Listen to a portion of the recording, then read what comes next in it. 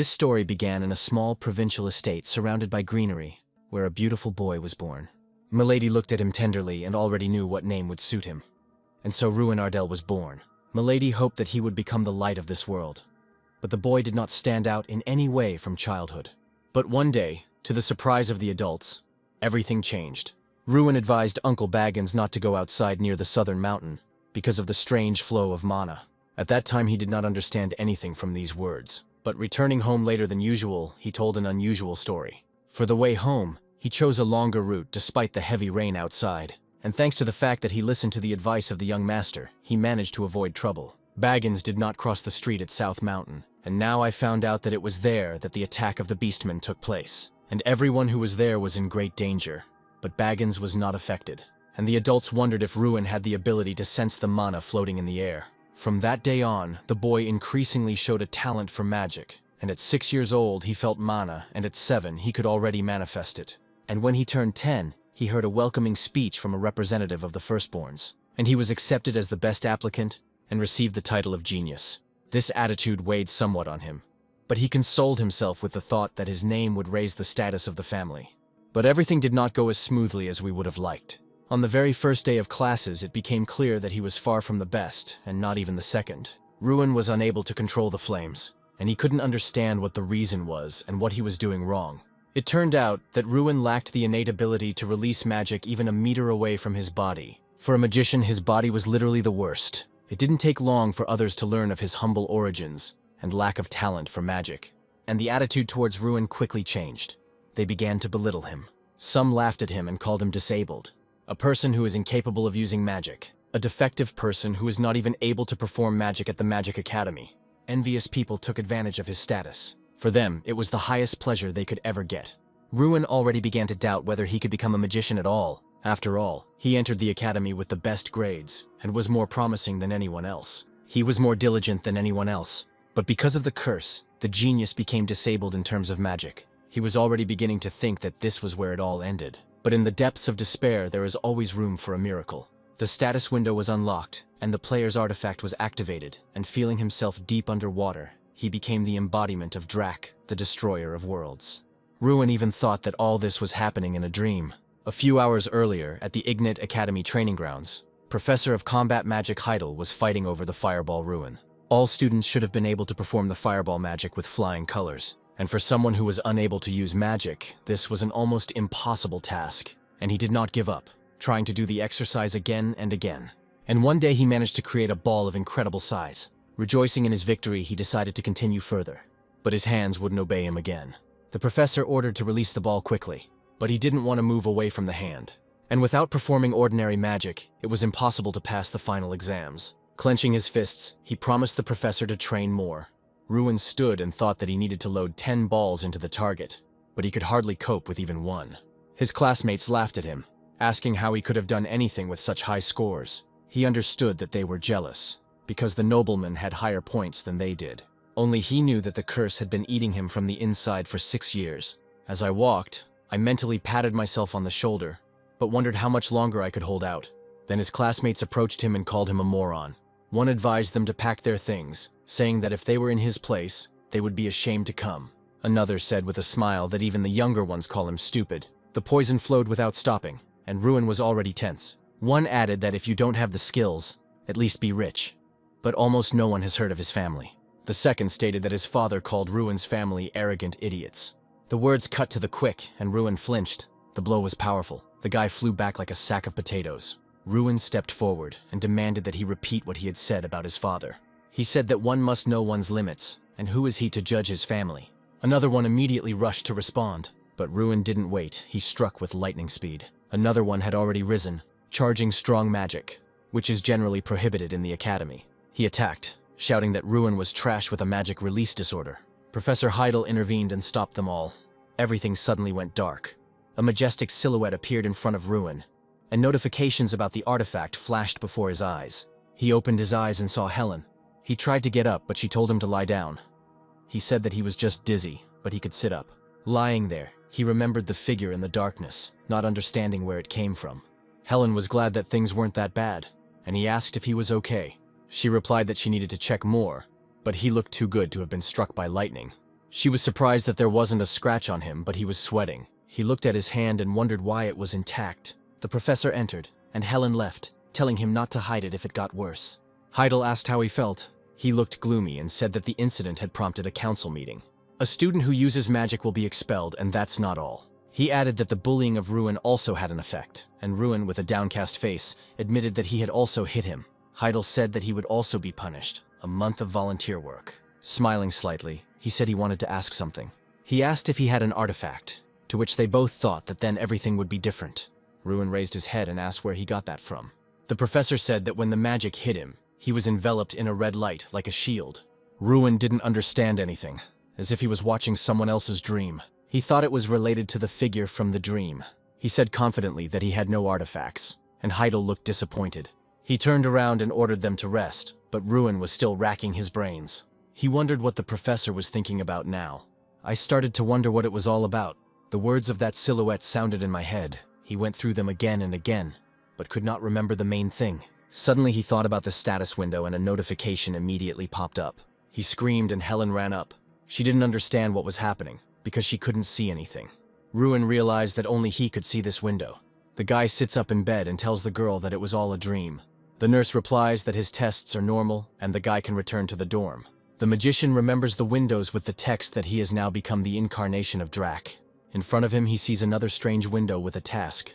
It talks about training kicks and punches, everything related to physical strength. He doesn't understand how this can help him, but decides to try it first. He takes a couple of shots in the air, and notices the number of shots completed on the scoreboard rise. After the third hit, the number didn't change, and he began to think that the poor hit didn't count. Then the guy decides to get down to training properly, and after a while, late at night, he finishes it. The system notifies about the reward for the task.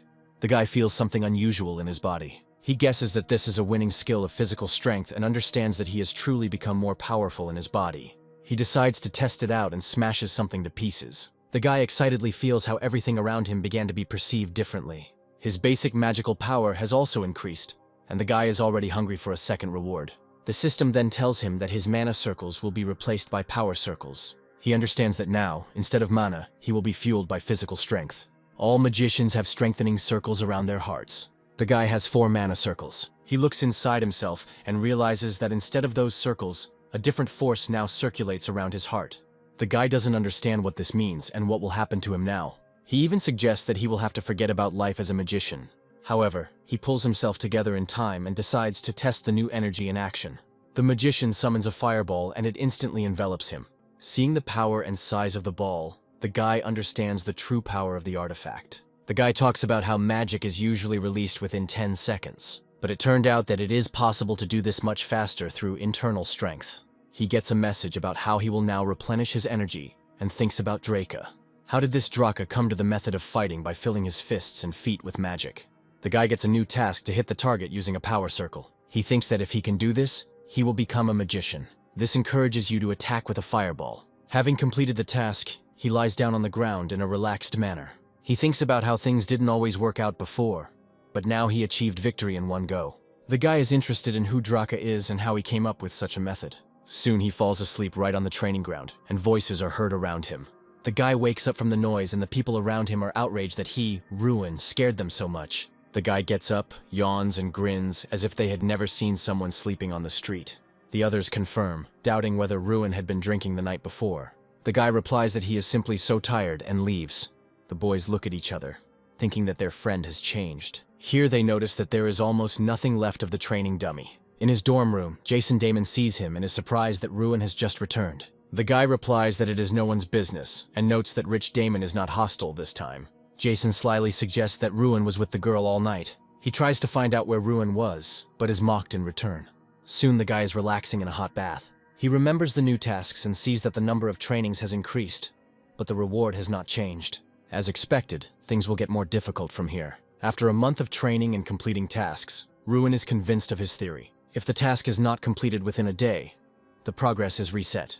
That's why Ruin didn't miss a single day. It's good that the number of approaches does not exceed 3,000, otherwise he would simply die. For a month he trained every day. He even gains a new body skill, but continues to sleep in class to the surprise of his students. They also notice that Ruin never leaves the training grounds and practices kicks there. The others wave their hands at him, believing that he is trying to compensate for his frustration with empty waving. And Ruin, in the last month, not only trained but also looked for information about Draka. However, I could not find a single magician with this name in history. I also didn't find anything about the system, tasks, players, etc. He constantly looks into the system and wonders who gave him this power. Ruin hears his name being called to tell him gossip. The guy doesn't understand what his friend is talking about, but he looks worried. Then he says that the head of the Ardell family came to the academy. In short, Ruin's father arrived. The boy rushes into the corridors, finds his father, and rushes towards him. Later at lunch, the boy asks what his father has been doing for the past 6 years after sending his son to the academy. Tells how Ruin's younger sister learns to wield a sword to protect her weak older brother. Ruin is embarrassed by the awkwardness, and her father mentions her confidence. The guy plucks up his courage and says that he is doing well. To his father's bewilderment, Ruin explains that no one is bullying the boy. The father asks if the boy wants to leave the academy. He thinks that it is difficult and hard for his son here. Ruin admits that he initially did not understand why his father showed up after so many years, but his son found a way out. That's why he wants to show his father an excellent result on the practical test. But if he fails, he will do as his father wants. That's why he wants to show his father an excellent result on the practical test. But if he fails, he will do as his father wants. The day of the test of understanding magic is coming. There is a written part and 4 practical parts. Due to the disorder of releasing magic, Ruin always passed the theory with flying colors, but failed the practical. But today, everything will be different, and he will defeat the invincible Mikkel. After theory and a couple of days of preparation, it was time for practice. Damon approaches Ruin and asks about the plan of action. The guy nods, and Damon is glad that he found a new way. Mikkel approaches his friends and mocks Ruin for planning to take part in the practice. Ruin replies that everything is correct, to which he receives a chuckle.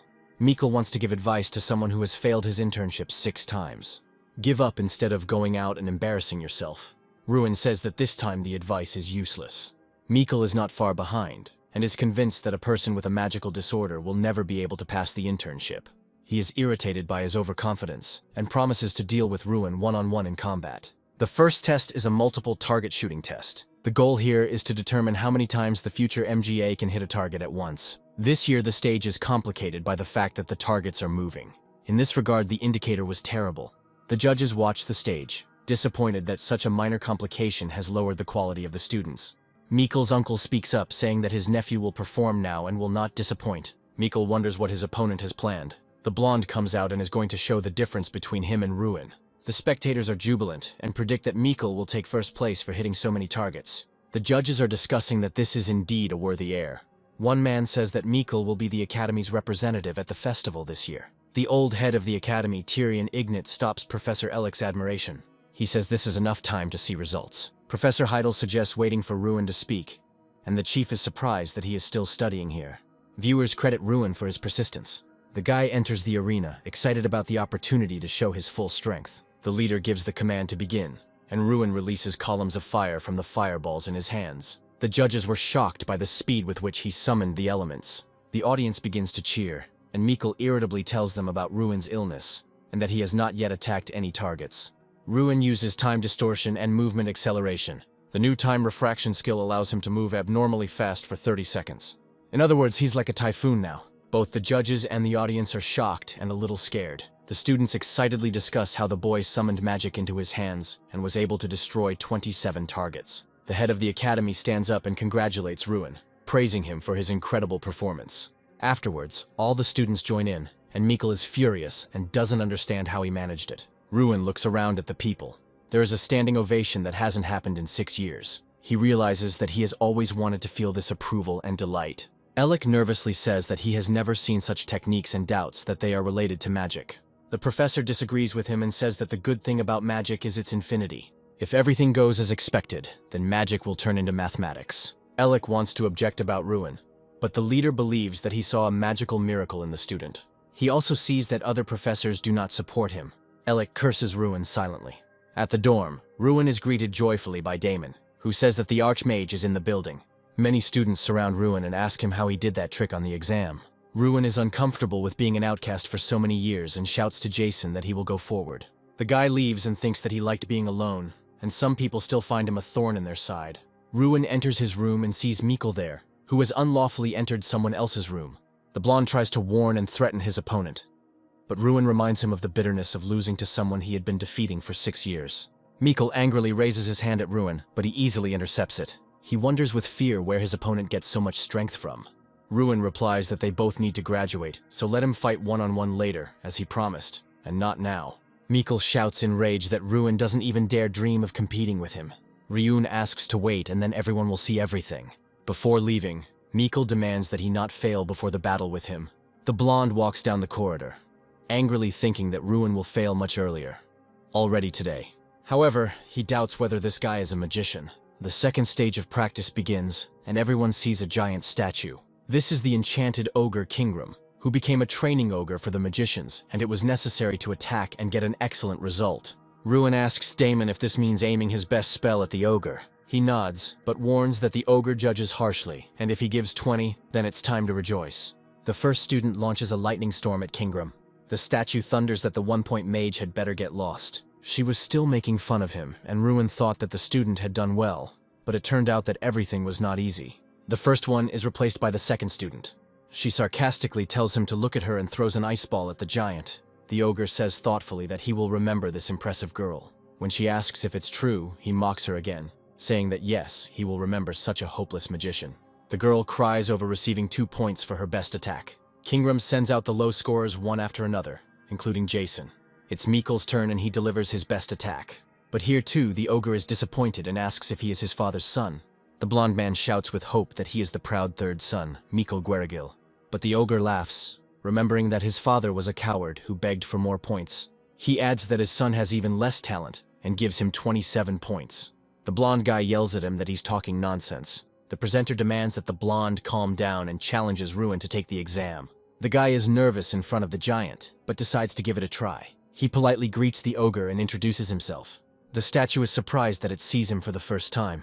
The ogre orders to begin. The audience is shocked to see Ruin using 4th-class magic. The statue watches the guy's unusual stance with interest. Ruin flies into the air, attacking, and the audience can't believe that he was able to transfer magic from his hand to his leg. The rest whisper that this is not even the 4th but the 5th grade. They start to talk about Ruin's level, and he thinks that his spell should have worked. But Kingram's reaction is unclear. The statue is clearly confused about what happened and who is in front of him. Ruin repeats his name sheepishly, but the statue calls him Draka. Kingram thunders that he was waiting for him, considering him to be Drak. Ruin wonders if Kingram has some information about Draka. The guy asks if the ogre knows Drak, and he replies that he does. Then Ruin asks to tell more about him.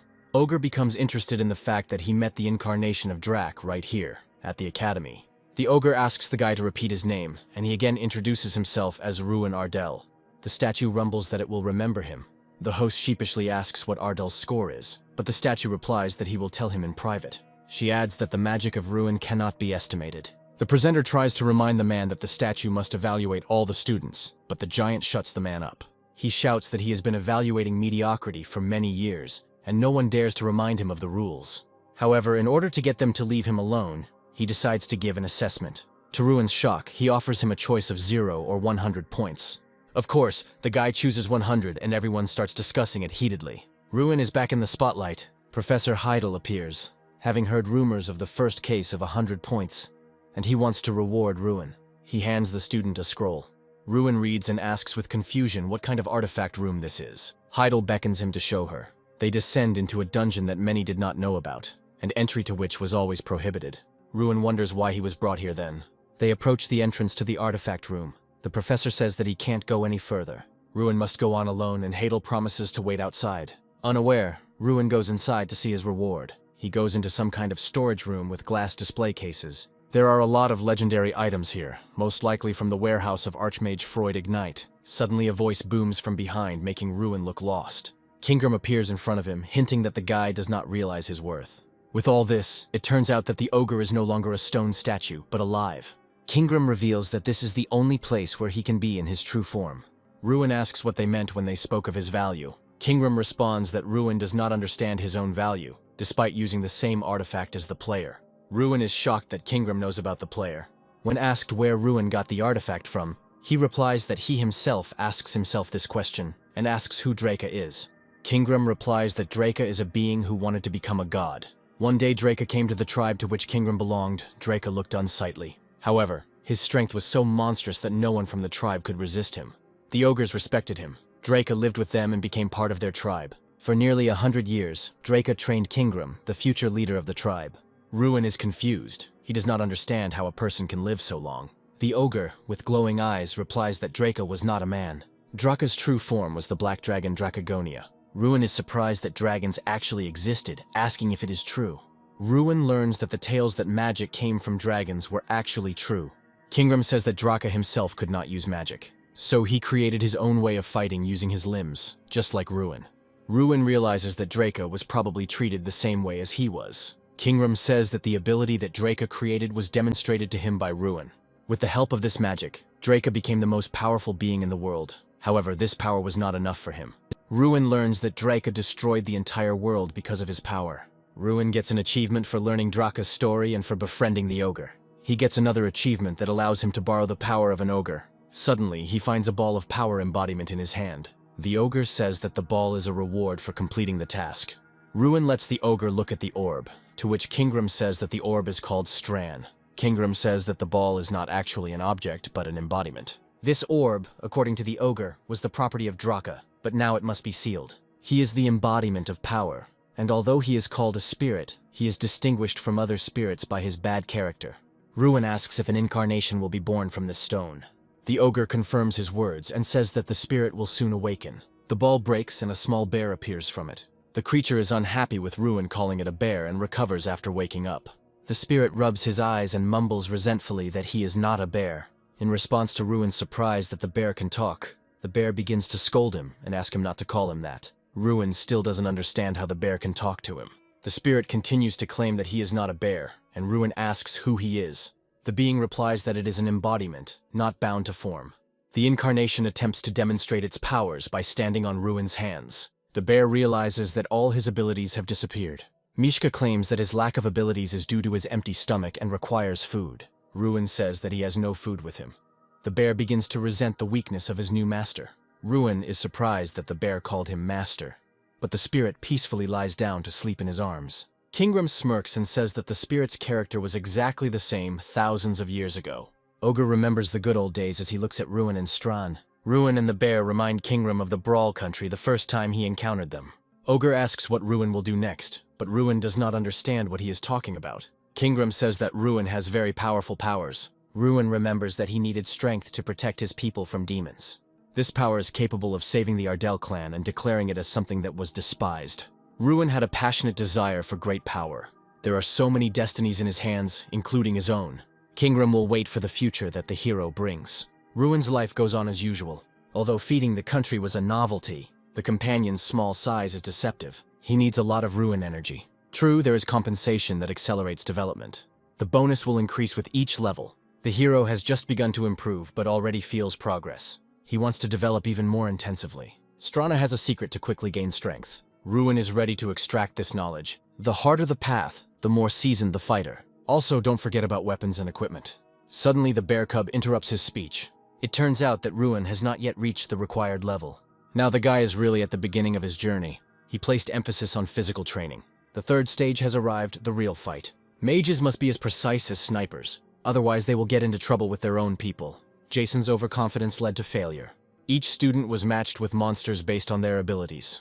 The intrigue lies in who will be nominated today. The ground shakes beneath their feet, terrifying the students. What came out to them was not a monster, but a real pile of muscles. This is an orc, the embodiment of cruelty. Students panic, the test could be deadly. Professor Heidel remains cool. The orc is ready to kill everyone. Only a clear mind and skillful magic will help students. However, the monster doesn't care about any conventions. Even Heidel did not expect such a turn of events. A deathly terror gripped Mikkel's body. Another moment, and the death of the ward would have been inevitable. Mikkel hasn't yet fully grasped what real combat is. Another failure for Garrick. Is the head of the academy satisfied with how the exam is being conducted? The manager gets a clear hint that it's Ruin's turn soon. The student received a perfect score from Kingram. The hero clearly stands out from the rest. However, the academy has no other monsters. Professor Ellick is ready to use his influence. The knights delivered not only the orcs, but also one ogre. Threat to Ruin's health and life, that's what Ellick wants. For him, the young man is an upstart, nothing more. Ruin didn't expect to catch. Heidel decided to warn him. Since he is stronger, the opponent must be correspondingly stronger. The hero grasped the professor's message on the fly. Ruin was taken aback, because the enemy would not be an orc, but an ogre. The comrade only became more excited by this news. The giant is ready to sweep away everything and everyone in his path. The blonde is not yet experienced. He doesn't realize that this is not an orc. The mentor carried out the order to bring the monster. Although ogres resemble orcs, the former are much more powerful. The knight still doesn't believe what's happening. The man is well aware of the mortal risk of the test. He decides to go into a fight that could be his last. The knight met the gaze of the experimental student. He is perplexed as to how a young man could be put against an ogre. The elder does not believe in the boy at all, preparing to defend him. He calls out to Ruin not to go forward. It is not the fighter's plan to put the student forward. The guy insists on his position. His magic is very different from the usual. The man is concerned about protecting the life of his ward. Ruin understands the complexity of the situation, but the young man knows nothing of fear. The professor is next to the group. He demands that they get ready. With a snap of his fingers, the test begins. The knight was taken aback at first, and then tried to call out to the hero. He sees in front of him the back of a madman rushing forward. Ruin used fireball magic in close combat. Everyone was shocked that a ranged fighter had gone into hand-to-hand combat. Ruin survived, which greatly surprised the knight. The fighter should have been warned about the bold plan. If the elders had known about the hero's intentions, they simply would not have let him go forward. Ruin interrupts the dialogue. The test is not over yet. Now the knight is convinced of Ruin's power, but he does not intend to risk it. It is better for the student to stay away. Ruin wants to finish what he started. The ogre is not defeated, still standing on his feet. The monster is 5 times larger than an ordinary human. Ruin understands the language of the ogres. The monster asks for release. If he manages to defeat this creature, he will receive a 3-day reward. This is not the time to be afraid and hide behind other people's backs. Ruin needs to get ahead of everyone. The ogre went from requests to threats. He intends to kill the impudent guy. The monster aimed at the man's head, but he escaped. To find the enemy's weak point, Ruin refracted time. For the rest, it became rapid. The student rushed towards the ogre and hit him in the stomach. The students watched the deadly battle in horror. The monster is not going to surrender to the mercy of people. He tried to counterattack by swinging his left fist. The giant took advantage of the moment, grabbed and threw back the attacker. He did not hesitate and went on the attack against the man. Ruin managed to avoid the blow at the last moment. Before the giant could turn around, Ruin launched a counterattack. The blow was so strong that it sent the monster flying headfirst into the floor. The hero landed on the enemy's chest and intended to finish the fight. The ogre is amazed by the man's strength. Suddenly he realized that his opponent understood his speech. However, it's too late. Ruin uses the ogre fury skill. The partner liked the battle and the hero's abilities. Students are shocked by their classmates' victory without any outside help. There is no limit to their jubilation. The knight is interested in who taught Ruin to fight. He doesn't believe in the guy's independence. Ruin asked the professor to announce the results. Even the scientist did not fully expect the event to be a success. The ward did not give any reason to interfere, exceeding expectations. Loud applause filled the arena as Ruin passed. As a reward, I received the skill of seeing the nature of everything. Now the hero has become a real player, but now he is interested in a new ability. The bear cub explains that hidden enemies will now be revealed. That's not all. A mini-map with a 500-meter view is also available. The companion says the surprises don't end there. He suggests using the new skill on the defeated ogre right away. A panel with details appears in front of Ruin. Information about Heidel is hidden. Only the status is visible. Those who are much stronger than the player do not allow information about themselves to be seen. Only pumping will open up new possibilities. The news about the amazing fighter spread throughout the academy. Jason's friend has become the subject of increased attention. Suddenly, a girl approached Ruin from behind. She was not alone. A whole trio intended to feed the local star. The puzzled hero offered food to Jason. In response, he received a tirade about how this was disrespectful to girls. The player's eye allowed him to see the blonde's great potential. Another promising student was Mikkel. The hero decided to motivate his comrade to be more diligent. The classmate did not expect such care. It's not worth spending so much time on regular games yet. Jason has one question bothering him. Is it true that this is the same Ruin in front of him, whom he has known for 6 years? Sometimes it is difficult for the hero himself to believe it. There are more and more rumors that the youngster will displace Mikkel. Ruin abruptly interrupted the conversation and suggested going inside. The comrade latched onto this topic, trying to extract details. There is a great festival coming up this year. Once every 8 years, an Olympiad is held among the best academies. The prizes include huge amounts of money and special privileges. 31 participants represent each establishment. Only one is selected for individual competitions. Mikkel and Ruin are considered the main candidates. Jason stands up for his friend, remembering how the other contender spoke. At the table, they discuss the former participants of the tournament who led the academy to defeat. At the moment, the academy is considered weak and unable to stand up to others. The only way to get rid of the stigma of a weak academy is to send Ruin there. Ruin says it's too early to tell until the exam is over. Participants in the festival are selected based on the results of exams and recommendations from professors. There's stage 4 ahead, a one-on-one fight with Mikkel. Ruin needs to focus on that. 4 days after completing the 3rd stage, Ruin continues training. He gets an achievement for completing the preparatory stage. His spirit suggests to start leveling up. The achievement of the repeatable task has advanced to the 2nd level. The difficulty of the repeatable task has doubled, and the reward for it has tripled. The bear uses the power of flame while sitting on Ruin's shoulder. Ruin uses his incarnation to use flames and direct a strike into the ground. A man watches Ruin's training with caution. He concludes that Mikkel's victory over Ruin is unlikely. The man realizes that Mikkel's place in the festival and the fame of the Gerigil family as the strongest in the academy are at risk. Strand increased his strength, which strengthened his master as well. The bear became bigger, and at the same time, Ruin's strength increased to 1,200. Strand smiles smugly and declares that this is just the beginning.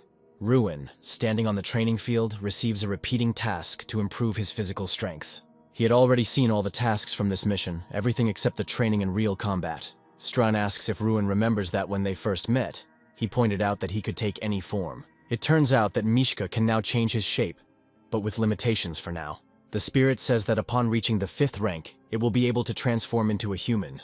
Mishka wants to show what he can turn into right now.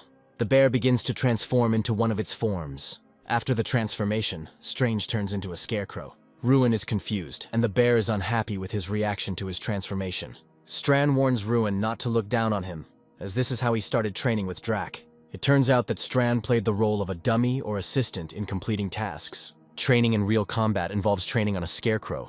The country level now corresponds to the power level of a 3rd-class mage. However, after the full power of the incarnation is restored, everything will become possible. Strand will be able to turn into a demon or even a dragon. Ruin suggests starting training right here and now. He wants Strand to use the power of a 3rd-level mage. With the help of magic, a magic wand appears in the bear's hand. The bear explains that even if the magic touches Ruin, it will not harm him. Strand doesn't take damage from attacks, and Ruin realizes that the bear is the perfect partner for battles. The bear aims his staff at Ruin and releases fire magic. Ruin joins the fight, thinking that Mikkel is currently training too.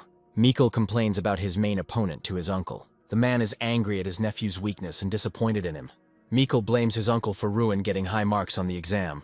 Mikkel believes that his uncle is to blame for Ruin getting the best result on the exam because he fought against the ogre. If the family finds out that Ruin got high marks on the exam thanks to Mikkel's uncle, everyone will be very disappointed. The man is furious that his nephew decided to blackmail him. Mikkel suggests to his uncle that they join forces and try to fix the situation. The man interrupts his nephew, saying that he has an idea on how to prevent Ruin from getting to the festival. The man hands Mikkel a small bottle, and Mikkel looks in amazement at the flower inside. The Flower of Awakening turns out to be a rare medicinal plant, on the basis of which elixirs are created. The solution will speed up the invocation of spells, but will not allow you to distinguish between your own and others. If you exaggerate, the player will simply stop seeing. Is it really worth resorting to using such an elixir? The man insists on this. However, Heidel knows the fighter's capabilities very well. It turns out that in front of him is the one who tests players for drugs. Another potion should hide the fact that the flower was taken. The Gerigil family is willing to do anything to remain among the elite. Mikkel is worried. He's afraid of being expelled from the family. The final day of one-on-one fighting has arrived. The stands are filled with people, all eager to see a spectacular battle. For the final battle has come, Ruin against Mikkel. The hero waited until the final stage of the exam. The companion warns that the opponent knows about Ruin's fighting style. His specialty, close combat, will allow him to quickly deal with his opponent. However, to do this, you need to be able to get closer. Since the fight imitates a real one, various objects were placed in the arena. Ruin noticed that Mikkel was different from his usual self. If the opponent was previously impudent, now he does not show the same. The hero uses the player's eye to check on Gerigil. He saw a special, still-hidden state of the Berserker. The guy had never encountered such a message before. Although he was not a detective, he immediately suspected Professor Ellick. In combat, magic based on the 4 elements is allowed. Black magic is prohibited and the effectiveness of spells in the arena is reduced. When the referee asked if there were any questions, Ruin raised his hand. He is interested in what consequences there might be from taking potions. Punishment may also include expulsion from the academy. The referee sent the fighters to their positions. The player's eye ability is only available to Ruin, and there is no evidence. The young man intends to bring Garikil to justice. Mikkel immediately rushed upwards at the start of the fight. Ruin's legs were entwined with green stems. The audience gasped as the boy quickly freed himself from his bonds. Arena only affects mana, and hero power is not affected. Garikil is furious and has no choice but to do anything. The acceleration allowed to avoid the fire breath. But the attack is too powerful, you need cover. The potion reduces the summoning time and increases mana collection. The enemy is beside himself. He is not going to play hide and seek. The guy was finally convinced of the use of the drug. He is sure that this is the awakening herb, the flaming flower. All signs point to this remedy. All that remains is to confirm the reduction in pain threshold. Ruin decided to reveal Mikkel's trump card. He directly told Garikil about the flaming flower. However, it doesn't matter. The potion won't help the opponent. The hero used time refraction before striking back. Mikkel is desperate. The competitor has become too fast. A huge wall of ice appeared in front of him. The examiners are surprised by Ruin's speed. The fight is not over. Now it's Mikkel's turn. The guy responds to the fire lizard with an earthquake. Fire proved powerless against earth magic. The students were amazed. Before Garikil had time to understand what had happened, the hero was already standing in front of him. Confident of his victory, Ruin prepared to perform the final flick. A click, and a huge impulse was released from the fingers. Mikkel had completely lost himself. His voice no longer sounded human. While he was saying that he shouldn't be arrogant with him, his opponent hit him. Garikil remains conscious and Ruin's blows are weak to him. The tree that was shackling him wrapped around Mikkel's body. The hero announces that the opponent has used a prohibited drug. If this is a lie, the young man faces disqualification. But he is unwavering, because there are means to hide the main potion. The inspector may also turn a blind eye to the violation. Ruin began to explain that someone could get hold of a rare plant. This same person is responsible for testing players. Professor Ellick is Mikkel's uncle. The teacher is not going to ignore these statements. He is furious that his honor could be questioned. Ruin does not go back on his words. He can prove their truth. Ellick suggested re-examining. However, the student realizes that a concealing solution has been used. Ruin has a solution to prove his case to others. He destroys a huge tree trunk. The student flicked Mikkel with the same force. Garikil could not remain conscious after something like that. The opponent continues to laugh madly despite his injuries. According to the hero, there is no point in denying the obvious. The head of the academy shouted out the professor's name in a loud voice. He is angry that a teacher could encroach on sacred rules. The fourth stage generated a lot of conversation among the students. Ruin was given a new nickname, the one who drives out magicians. The event was so outrageous that the hero himself was summoned to the head. When the hero passed the gate, a green lawn with a chair in the middle of it appeared before him.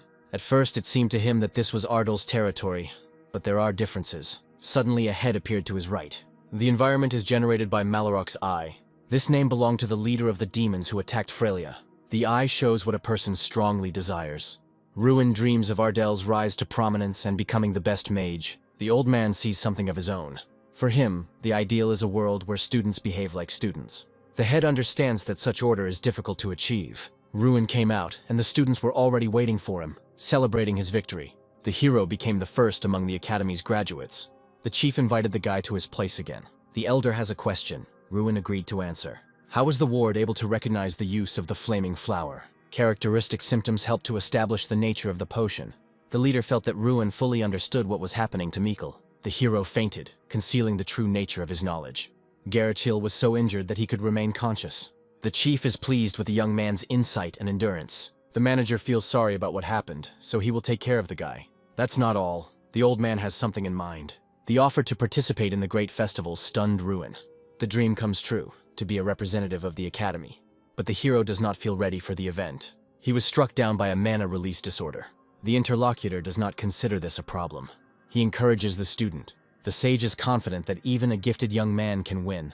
These words touched Ruin deeply. The belief is not unfounded, because no one knows about him. Now the hero is inspired. He really is a dark horse. Ruin has transformed from an insecure youth into a determined man. Now no one can stop him. The head has already taken care of preparations for the competition. Ruin had already seen this teacher. The guy is confused, because in front of him is Gotler Perante, a true leader, one of the 5 high-ranking knights. He was the one who was with Ruin during the exam against the ogre.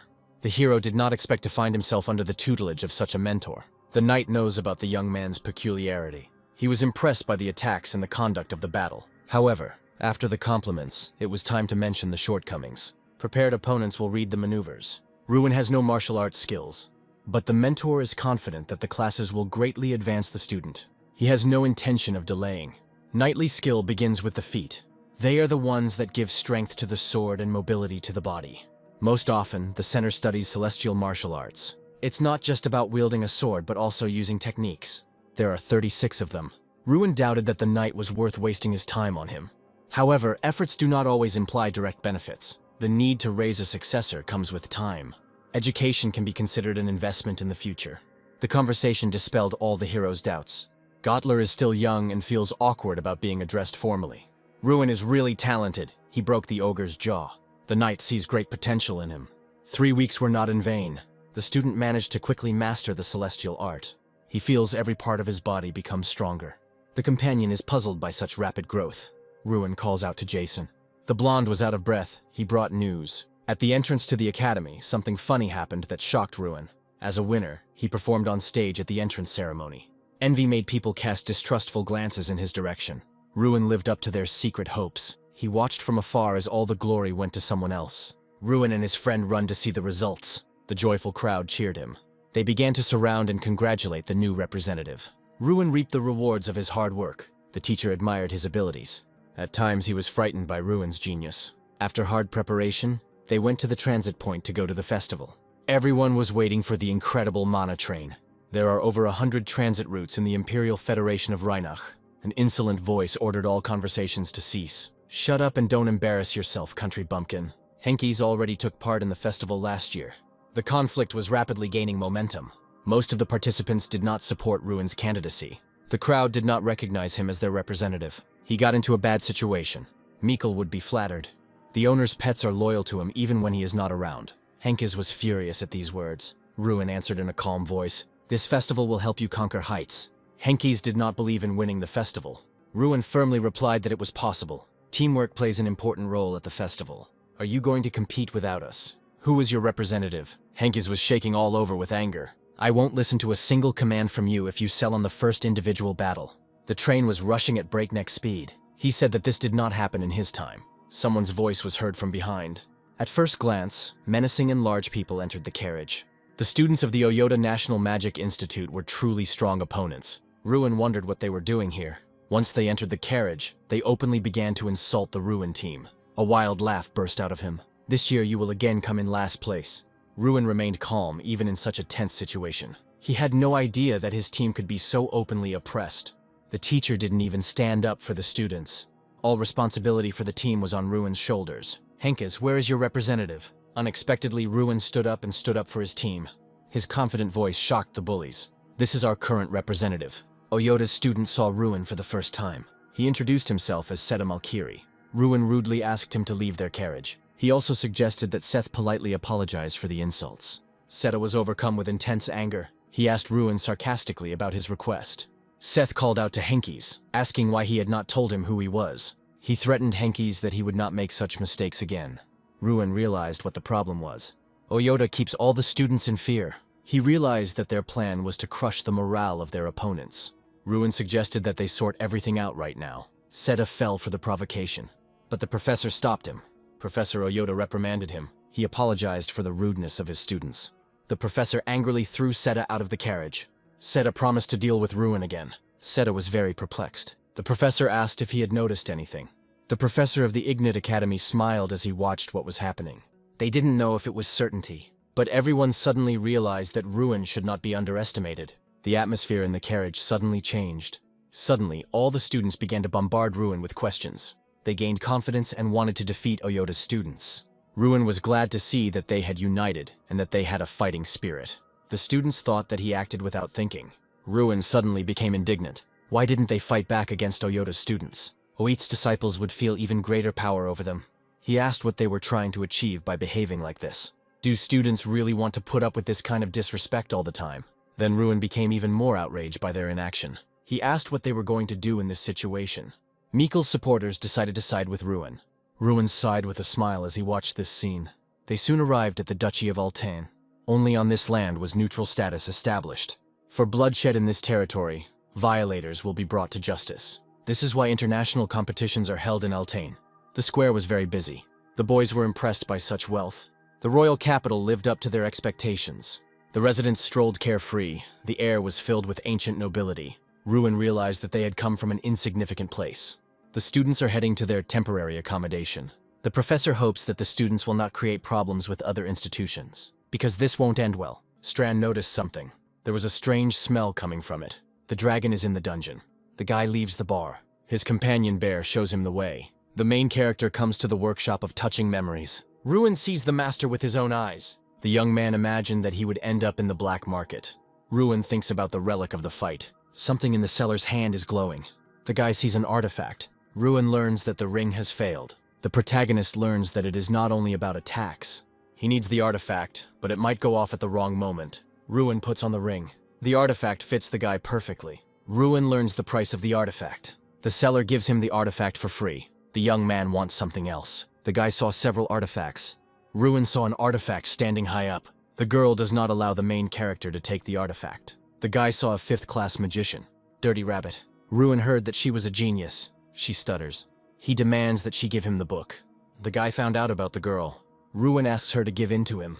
The main character wants to know why she needs this book. This is a book for her individual study. He doesn't think it's for an educational institution. Ruin gives her the book. He wants to buy something. They ask him questions about Irene Prius. The boy with yellow hair wants to touch her hand at least once. Ruin tells them that he sat next to her and how pathetic they are. They were surprised that he was sitting next to her. The protagonist says that she loses to Doom Prime, and his friends think that this is nonsense. He says this is not some kind of nonsense, and he is also the owner of a shining sword. Now Ruin understood why Irene needed that book. He thinks that the magic sword does not give a significant increase in magic. They talk about a magical sword and the domain of Doom Prime. The guy with yellow hair talks about his artifacts and skills. Ruin didn't think such people even existed. Irene Prius has mastered 5th grade magic at age 16, and she loses to Doom. He wonders if he will defeat them. Nobody considers him a threat. He is more than worthy of being a candidate for victory. They are told that the first team must assemble outside. They are going to the great festival.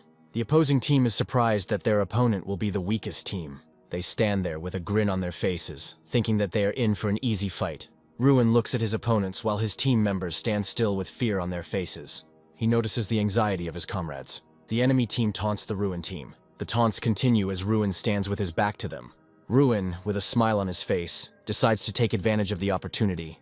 Ruin, full of determination, stood in a proud pose. Ruin, with a satisfied smile, begins a conversation with his opponents, while they stand with disgusted faces. Ruin introduces himself by shouting his name. The opposing team member looks at him with a raised eyebrow. Ruin, with a confident face, asks not to call them the Academy anymore. He says he's tired of being in last place. Team Ruin was already standing more confidently in front of the irritated enemy. The enemy shouts indignantly at Ruin. The shouting stopped, but the enemy representative was skeptical of Ruin's words. Ruin looks at his irritated opponent without fear. The enemy discusses Ruin. They are surprised by the changes in Ruin's results. The representative thoughtfully asked his comrade again. He remembers an old conversation about the Ruin. He exhaled calmly, reminding himself who his opponent was. Then he stood up, stretching his arms. With a wicked grin on his face, he said that he would teach the lesson in the traditional way. Team Ruin discusses the competition at the table. The golem chases people while they throw themselves at it. Ruin is surprised by his comrade's question. He calmly encourages his comrades. Ruin calls on them to act together. The faces of the comrades look rather uncertain. Ruin explains what the first and second groups are doing. Ruin explained what the third and fourth groups should do. The comrades doubt Ruin's plan and fear their enemy. Ruin seriously asked his comrades what they thought about his words that he said yesterday. Ruin puts the papers on the table with a slap. He tries to encourage them, but not everyone is completely convinced yet. He succeeds at it, and his comrades trust him. Ruin is pleased with the result and watches with a smile on his face as his comrades fill with fighting spirit. Ruin divides people into groups, and almost everyone has a confident smile on their face. Everyone stands and listens to Ruin. Ruin looks at his comrades with a player's eye. The team has smiles on their faces, but some are still worried. The team members began to look more confident. Ruin stands with a calm look, satisfied with the result. The team members are talking happily. A beaten crew member came in and everyone became worried. Covered in bruises, he barely managed to utter the name Ruin. Ruin immediately rushed to him, asking about what had happened. Ruin listened to him with growing anger. Ruin suddenly enters the room where the enemy team was sitting. They sat in the room, thinking that they would go unpunished. He confidently challenged Seth Malkiri for a few words. He looked at him as if he wanted to tear him apart right there. With one movement of his hand, he found himself on the floor. His blows were useless. Ruin dodged them with ease. "It will be bad if you don't leave us alone," Ruin said. Lying on the floor, he groaned in pain. "Do you want to make a bet?" Ruin asked. No one in the dormitory could believe what had happened. It was better than any motivation. It was necessary to get to the stadium. The festival was a place where legends were forged. By occupying good places, they wrote their name into the history of the continent. Ruin was determined to win. The opening ceremony was completed. Rage filled him. His attention was focused on another participant. That man was Doom Prime. He was the strongest at this festival. He watched him carefully. They could meet in competitions if they win. That same Irene Prius walked past him. "You created a real mess yesterday," the girl said. He was slightly shocked by what was happening. Many already knew about Ruin's visit. "I just wanted to chat with them," Ruin said. She advised him not to stand out from the crowd. She was taken aback by this bold voice. After saying goodbye, he ran to his team. At that moment, the first competitors were announced. The team was charged with success. They walked into the arena with confident steps. There was confusion in the stands. This has never happened before. Doom watched what was happening carefully. There is a lot of talk about another failure cheerfully in the air. She couldn't believe her eyes. The Ignite Academy golem has lost one of its arms. Standing in the stands, Ruin supported his team with all his might. Seta was filled with rage. They healed the enemy golem, preventing it from weakening. She was impressed with the result. Everyone did their job perfectly. The strategy that Ignite Academy was following made her think. He easily found a book for her. There was an atmosphere of cohesion in their team. Why hadn't she seen him before? It was the decisive throw. A powerful explosion destroyed the golem. Cold sweat broke out on his face. People are rejoicing, some are hugging, some are clapping their hands. Everyone is celebrating the victory. The first competition of the Grand Festival, the Mana Grenade throwing, was supposed to end with the Oyota Institute winning. However, the team that everyone expected to fail post-Academy celebrates victory. People are discussing the recent victory of the Academy team. The second competition is about to begin. The first match of the second round will be between Ruin Ardell and Ignite Academy representative Seth Malchieri. Strand, sitting on his master's shoulder, prepares him for battle. Ruin reports that the Academy is ranked 20th out of 32 possible educational institutions. After the last victory, people are showing interest in the Academy again. But this is not enough to remove the label of a failing school. Ruin is tense and focused, talking about a perfect victory. In his opinion, if he achieves a perfect victory against the Oyota Institute, others will start to look at them differently. Strand accepts the mage's idea, and Ruin states that they must now show themselves to the Mage King.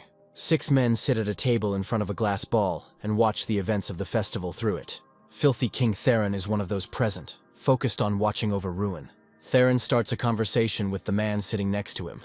He remembers the ruin of Ardell. He believes that it was impossible not to remember a person born with such enormous talent. However, he reports that he was greatly disappointed when he learned of Ruin's mana release curse. His interlocutor is surprised that Theron didn't consider Ruin a useless child. Theron smirks. He thinks that if Ruin was chosen to represent the festival, there was a reason for it. Ruin took a fighting stance, his expression tense and focused. Bear asks how Ruin plans to get closer to the enemy. Ruin replies that his plan to defeat the enemy remains the same. Ruin is going to fight his opponent head-on. The match begins. Ruin rushes towards Seth. Seth is heated up. He shouts that he will pay Ruin back for what happened earlier and starts using magic. He summons his Night Fighter Protector using magic. The knight begins to attack Ruin, but Ruin uses a time refraction technique. Ruin ends up behind Seth, who panics and tries to strike Ruin, but Ruin blocks it. Ruin holds Seth's hand in an iron grip and has no intention of letting go. Seth asks Ruin to leave his hand alone, to which Ruin tells him to stop talking. Seth turns around and notices that his own guardian spirit is about to strike him. He realizes that by targeting Ruin behind his back, the guardian spirit is attacking him. Seth can't move, and Ruin watches his panic with a smirk and tells him to try to move away. Seth realizes that all this time, Ruin's power was real. The guy bows his head. He doesn't try to defend himself and accepts his defeat. However, when he opens his eyes, he sees Ruin fighting back the Night Defender with his magic. He can't believe that Ruin defeated his Steel Incarnation spirit with his bare hands. But Ruin makes it clear to Seth that he had no intention of saving him, as Seth was bullying his classmates. Ruin's plan was to deal with his rival himself. Ruin suddenly smiles and asks if Seth remembers their bet. Ruin raises his hand to flick him. Seth looks at him in disbelief, frightened. Click, and Seth is thrown back several meters by the force of Ruin's blow. The festival audience stood in shock for a second, but a moment later their confusion turned to jubilation. The people are discussing Ruin's brilliant victory. No one doubts his enormous power. At the same time, Ruin is closely watched by 6 men watching the battle through a glass ball. The man known as the Border King, doesn't understand what happened, and doesn't even know what kind of magic was used. He wonders who this Ruin Ardal is who appeared out of nowhere. The king of the border demands to know everything that is known about the Ruin of Ardal at the moment. The elder answers him that Ruin is just an educated student who did not give up and turned his weakness into strength. The king of the border is furious. He does not understand how it happened that he knew nothing about this festival participant. The border king smirks, believing that this is all just Tyrion's attempt to shield Ruin from everyone's curiosity. He was going to ask directly about Ruin's secrets. Tyrion wanted to shield his curiosity from his student. He wanted to remind him of the Millie Oath. We can exchange a few words. There was a thirst for power in his eyes. They were not ready for the next competition. The team was delighted with their victory. Comrade encouraged Ruin, trying to distract him. There was already a drink on the table, the so-called Dragon's Kiss. He was an incredible patriot of his homeland. Someone began to approach their table with rapid steps. A huge figure appeared behind them. His face was filled with a strong sense of shame. He didn't want to see him near him at all. Ruin didn't understand why Malkiri came to them. Stuttering, he quietly said that he had come to ask for forgiveness. Malkiri repented of what he had done earlier. Ashamed of his actions, he hung his head in shame. He began to understand that there were those who were stronger than him. They couldn't believe it. An awkward atmosphere hung in the air. Having asked for forgiveness once again, he chose to leave. Ruin asked him if he was apologizing sincerely or because of a bet. His words were sincere. Ruin extended his hand to him as a sign of reconciliation. A firm handshake meant the end of hostility. Joyful responses came from the room. Having forgotten all the grievances, they drank merrily. When Ruin woke up, he saw the guys leaning over him. Gradually, he began to come to his senses. The guys wanted to tell what happened last night. When he got drunk, he couldn't control himself. The boys were clutching their stomachs with laughter. Ruin was offended by his comrades because they laughed at him. In the future, you should stay away from drinking. Unexpectedly, he met Malkiri. Overnight, they became real friends. Because of everything that happened that night, Ruin was terribly embarrassed. Suddenly, the professor stopped him. You are always haunted by the problems of the ruins. Someone wanted to see him. He didn't understand who could need him. After these words, his face became worried. It was the treacherous King Theron. He is full of secrets. Be careful. People like him are dangerous. The exact time of the meeting will be known after the competition. The King of Magicians who watches over us. One more victory was needed. What does this plan mean? His plan was truly incredible. Instead of a ball, there was an arrow. 9 participants were divided into groups. The game required a clear strategy. You need to know when and where to cast spells. There are also many aspects to consider. From the very first moments of the game, Ruin rushed forward. They desperately used defensive spells. He overcame all obstacles without difficulty. Malkiri happily supported his new friend. He must have gone completely crazy after yesterday's defeat. With one menacing look, he silenced them. He tucked his tail between his legs and wanted to say something. Ruin, the next generation mage, full of determination, Ruin stood enveloped in flames. They were all too strong. Ruin was stronger than everyone present. He was strong not only as a fighter. Ruin was a true leader. They were next. It was time to discuss strategy. They did everything they could to stop him. He ran straight towards them. By creating an ice wall, he wanted to end their defense. A rain of ice shards rained down on them. They began to flee. The arrow ball was in his strong hands. They should have stopped him. But there was nothing they could do. All attention was focused only on him. Taking advantage of the moment, they boldly scored an arrow-shaped ball into the enemy goal. The entire enemy line immediately collapsed. They admitted their defeat. They won a stunning victory. The team was delighted with another victory. The opposing team lost heart. At this rate, they could become the winners of the festival. The professor entered the room. The meeting time was set. The head of the academy met him at the entrance. Together with the leader, Ruin entered the room. The king sat in front of them. They were struck by his mana. Ruin knew who he was dealing with. He stood on the border between demigod and man. Having started the meal, Theron began a conversation. He had once had the chance to observe him. 5 years ago, he chose 11 children. Ruin was among the candidates at the time. From empty chatter, they got down to business. He wanted to know what was happening to him all this time. Ruin thought about the answer. He wants to know that he was not mistaken about it. Ruin could only say one thing. It's all about effort, Ruin said. This is why the head of the academy liked him. Recently, Ruin has been studying the art of the body. Theron couldn't believe it. He thought it was all about the secret artifact. The chief was forced to interrupt him. There were still many competitions ahead. Let's see if your efforts help. Watch, Ruin said mockingly. After these words, he stood up. He wanted to know how much he differs from others. Theron was stunned by such a bold answer. You thought I would swallow him alive. The next day, they chatted pleasantly over a cup of tea. Were you able to satisfy him, the head asked. Ruin's answer was unsatisfactory to Theron. After yesterday's dinner, he called Ruin an impudent scoundrel. He was not afraid of him at all. An interesting young man, Theron said. He wanted those he raised to be at least a little interesting. The crowd chanted the name of the competitor entering the arena. What senseless support, he thought. This news shocked him. He could not answer that someone besides him was in the tower. Rage filled him. He televised some of the matches he participated in. He didn't see him as a rival. Filled with anger, he walked sullenly down the corridor. Out of anger, he hit the wall and stopped. He had one goal: to remove Ruin from his path. "What were you talking about with the dirty king?" Doom shouted angrily. He had been waiting for Ruin all this time. The conflict was gaining momentum. Ruin answered him calmly. Doom drew his sword, preparing to end Ruin. Ruin was ready to take the blow. He challenged outside the tournament. The Doom was ready to resolve this issue here and now. A little more and the fight is inevitable. He's definitely strong, Doom thought to himself. Nerves were strained to the limit. Suddenly, Doom's naked sword flashed. Someone's female voice forced him to stop this nonsense. A female figure appeared. It was Irene Prius. All three of them were here for a reason. Irene's appearance calmed them down. Doom turned around and chose to leave.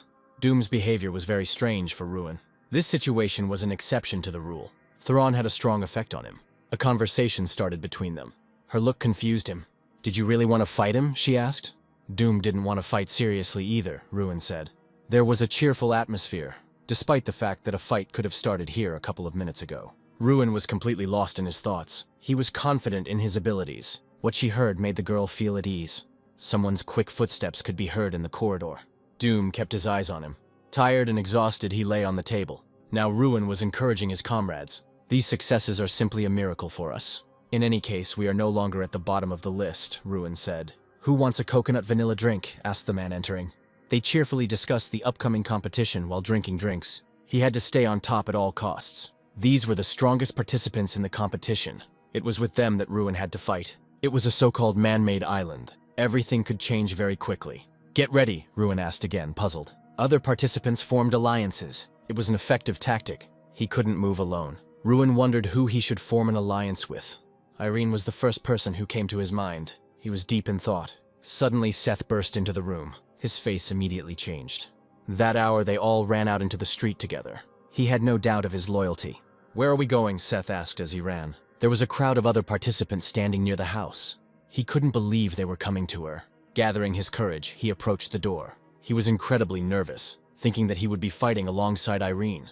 "It's as if you're going to confess your feelings to her," Ruin said as he entered the house. The blonde Irene stood at the entrance. "Let's start studying the plan," the girl said. The three of them worked hard to strategize. The largest alliance consisted of 14 people. It was Mali and Malkin from the Holy School of Magic Frelia. Their main weapons were holy magic and light magic. Seta was deep in thought. Doom was the main competitor in this competition. Everything will depend on him. Before the start of the competition, a briefing was held. The competition participants were dropped off on an island. There was a tense atmosphere on the island. Seth peered into the distance, trying to make out the island. He decided to act alone, Ruin said. Together they entered the protective barrier. Each time it will become smaller and smaller. They ran forward, hoping to be the first to take the best places. Soon after the competition began, everyone became very hungry. Whose idea was it to set the traps? Irene reminded. A terrible explosion was heard in the distance. There's already a battle going on somewhere, Seth said. Confident in his plan, Ruin waited for his prey. The participants, with backpacks filled to the brim with food, walked without suspecting any danger. Many are tired of even bare feet on their backs. A strong blow hit one of them. He put all his strength into his punch. With quick movements, she was already about to strike. He was amazed by her strength. There was nothing else to expect from her. There was bewilderment on his face. They had no intention of retreating. On the contrary, they were preparing to attack. Each side made every effort to win this battle. Now it's Ruin's turn. Jumping from the tree, he was about to enter the battle. "How dare you?" blurted out one of the representatives. There was horror on their faces from what they saw. In panic, they fled. They used different methods of defense. Having created a fireball, he was about to throw it at the remaining survivors. Dodge came from the crowd. Seth, standing to the side, rejoiced joyfully. Ruin was going to finish them off. "Now it's 3 against 4, said the winner of the battle. Having intimidated the remaining ones with their warlike appearance, the trio secured their victory. The backpacks contained a lot of supplies that could be useful. A bright flash from the explosion illuminated everything around. "This is Doom Prime," Irene stated. Seth got goosebumps. Ruin knew that Doom was a strong opponent. Having found shelter, they settled in it. "The smell could give us away," Ruin said. Everything is going as he predicted. They went where you said, Irene stated. He knew where Doom Prime would go. Irene didn't agree with Doom going against the largest team. How can he win on his own, Irene asked. There was confusion on her face. Doom Prime received points for each player eliminated. He thought the same way he would have done in Duma's place. Of course, he wanted to attract the attention of the Dirty King. Ruin seemed too suspicious to her. It was getting dark, so it was decided to set up a watch. Ruin, wake up, we have guests, Irene said quietly. Just one, Ruin asked. At this time, Seth was fast asleep on the bed. A silhouette of a man flashed across the street. Ruin prepared to meet the uninvited guest. As soon as he entered the house, he was immediately grabbed by the collar. You, Seth blurted out nervously. The prisoner squinted terribly from the light. It turned out to be a representative of the Column Academy, Callus. Seth checked to see if he was being followed. When asked where your team is, the prisoner said, Doom Prime. Suddenly, Doom Prime attacked them. A group of 6 people moved confidently into the depths of the island. Suddenly, Doom attacks them. He was only able to eliminate one. The rest went on the defensive. They fought bravely, but were attacked from behind by other participants. 2 tired fighters walked slowly through the forest. Suddenly, Doom appeared in front of them. He used good tactics, the captive said. Ruin pondered his enemy's strategy. He wanted to join their alliance. Irene and Seth considered his proposal. How did you manage to escape? Ruin asked. Doom Prime leaves no chance for survival. At this moment, everyone became wary. There are 3 possible options. Ruin discovered something was wrong. Having learned the truth, he took action without wasting a minute. After the blow, the captive magically disappeared. They needed to get out of there as soon as possible. After leaving their home, they walked through the forest. I think I know who did it, Irene said. Chkurky excels at creating puppets. They were surrounded by enemies on all sides. Other teams will also declare a hunt for us, Ruin said. The safe zone became smaller and smaller each time. We need to catch a pirate, muttered Ruin. A brilliant idea came into his head. They fell for my puppet, Chkurky chuckled. He couldn't believe that his puppet had been exposed. He seemed to have no doubts. It was just a train station, and that's all, Chkurky declared. Dalian began to think about how to get rid of his opponents. All 3 were problematic opponents. He was going to direct all his fighting power against them. We'll be there soon, Dalian said encouragingly. Suddenly a fight began not far from them. Deciding that Ruin must be there, they headed towards the sounds of battle without a moment's hesitation. They raced at full speed to make it in time for the points division. They were trapped. Dalian aimed his arrow at them. This isn't Ruin, Dalian said with fear. They watched what was happening from a tree. The plan worked 100%. We must go there, Ruin stated confidently. Descending rapidly, they brought terror to the fighters. Dalian's team suffered losses. Full of determination, they were ready to fight. I understand this is a temporary alliance, Seth said. Even when they united, there were fewer of them. Someone rushed past them like a bolt of fire. There could only be one. He dealt with his opponents in cold blood. They found his actions strange. His tactics were quite good. They fought to the last of their strength, but were still forced to flee. They needed to make their move. The battle was gaining momentum. Ruin's menacing appearance terrified his opponents. A violent tremor shook the earth. I intend to end you myself, Doom declared. His eyes were seething with malice. Having said everything he wanted, he quickly walked away from the battlefield. There was an air of apprehension in the organizer's room. Wasn't it he who said that 11 chosen children were better, Theron said. To defeat Doom meant to win the battle. As always, he trained in the morning. There were only 2 of them left. He finally completed the task after a long time. When she woke up, she went out to see him on the street. There was freshly prepared food on the table. After a hard workout, he entered the house. A conversation started between them. These words excited him a little. Sitting at the table, they drank delicious tea. Your approach to magic is unusual, Irene said. Once they are integrated into society, they live in symbiosis. There were several options for paths for magicians. They had a warm conversation over a cup of tea. He didn't even think about his future. Up until this point, he was the last student in school, so there was no time to think about it. I think a couple of ideas should come, Ruin said. What about you? Ruin asked. Irene, you must become a great magician, they told her constantly. I would like to fight Doom Prime, the girl stated decisively. Her eyes were full of determination. She was always second to him. So be it, Ruin declared. She nodded her head cheerfully at him. They glanced briefly into the dark depths of the forest. They began to develop a new plan. The most daring ideas poured out. We may be in danger because of the barrier. Everyone thought about their next strategy. Ruin was completely lost in thought. Suddenly, a stunning idea came into Ruin's head. He began to let his comrades in on his plan. They didn't fully understand him. He wanted to eliminate the main enemy, Doom Prime. He was always on the alert. It cannot be ignored, Ruin said. But where to look for him, asked Irene. He will take care of it. After the conversation, he immediately set out after him. Looking at the mini-map, he tried to find it. Soon he came to a lonely house. Shouting with all his might, he tried to lure Doom out into the street. A bright flash illuminated everything around. Two sworn enemies looked at each other. He brought Doom to them. Doom didn't understand why he was brought here.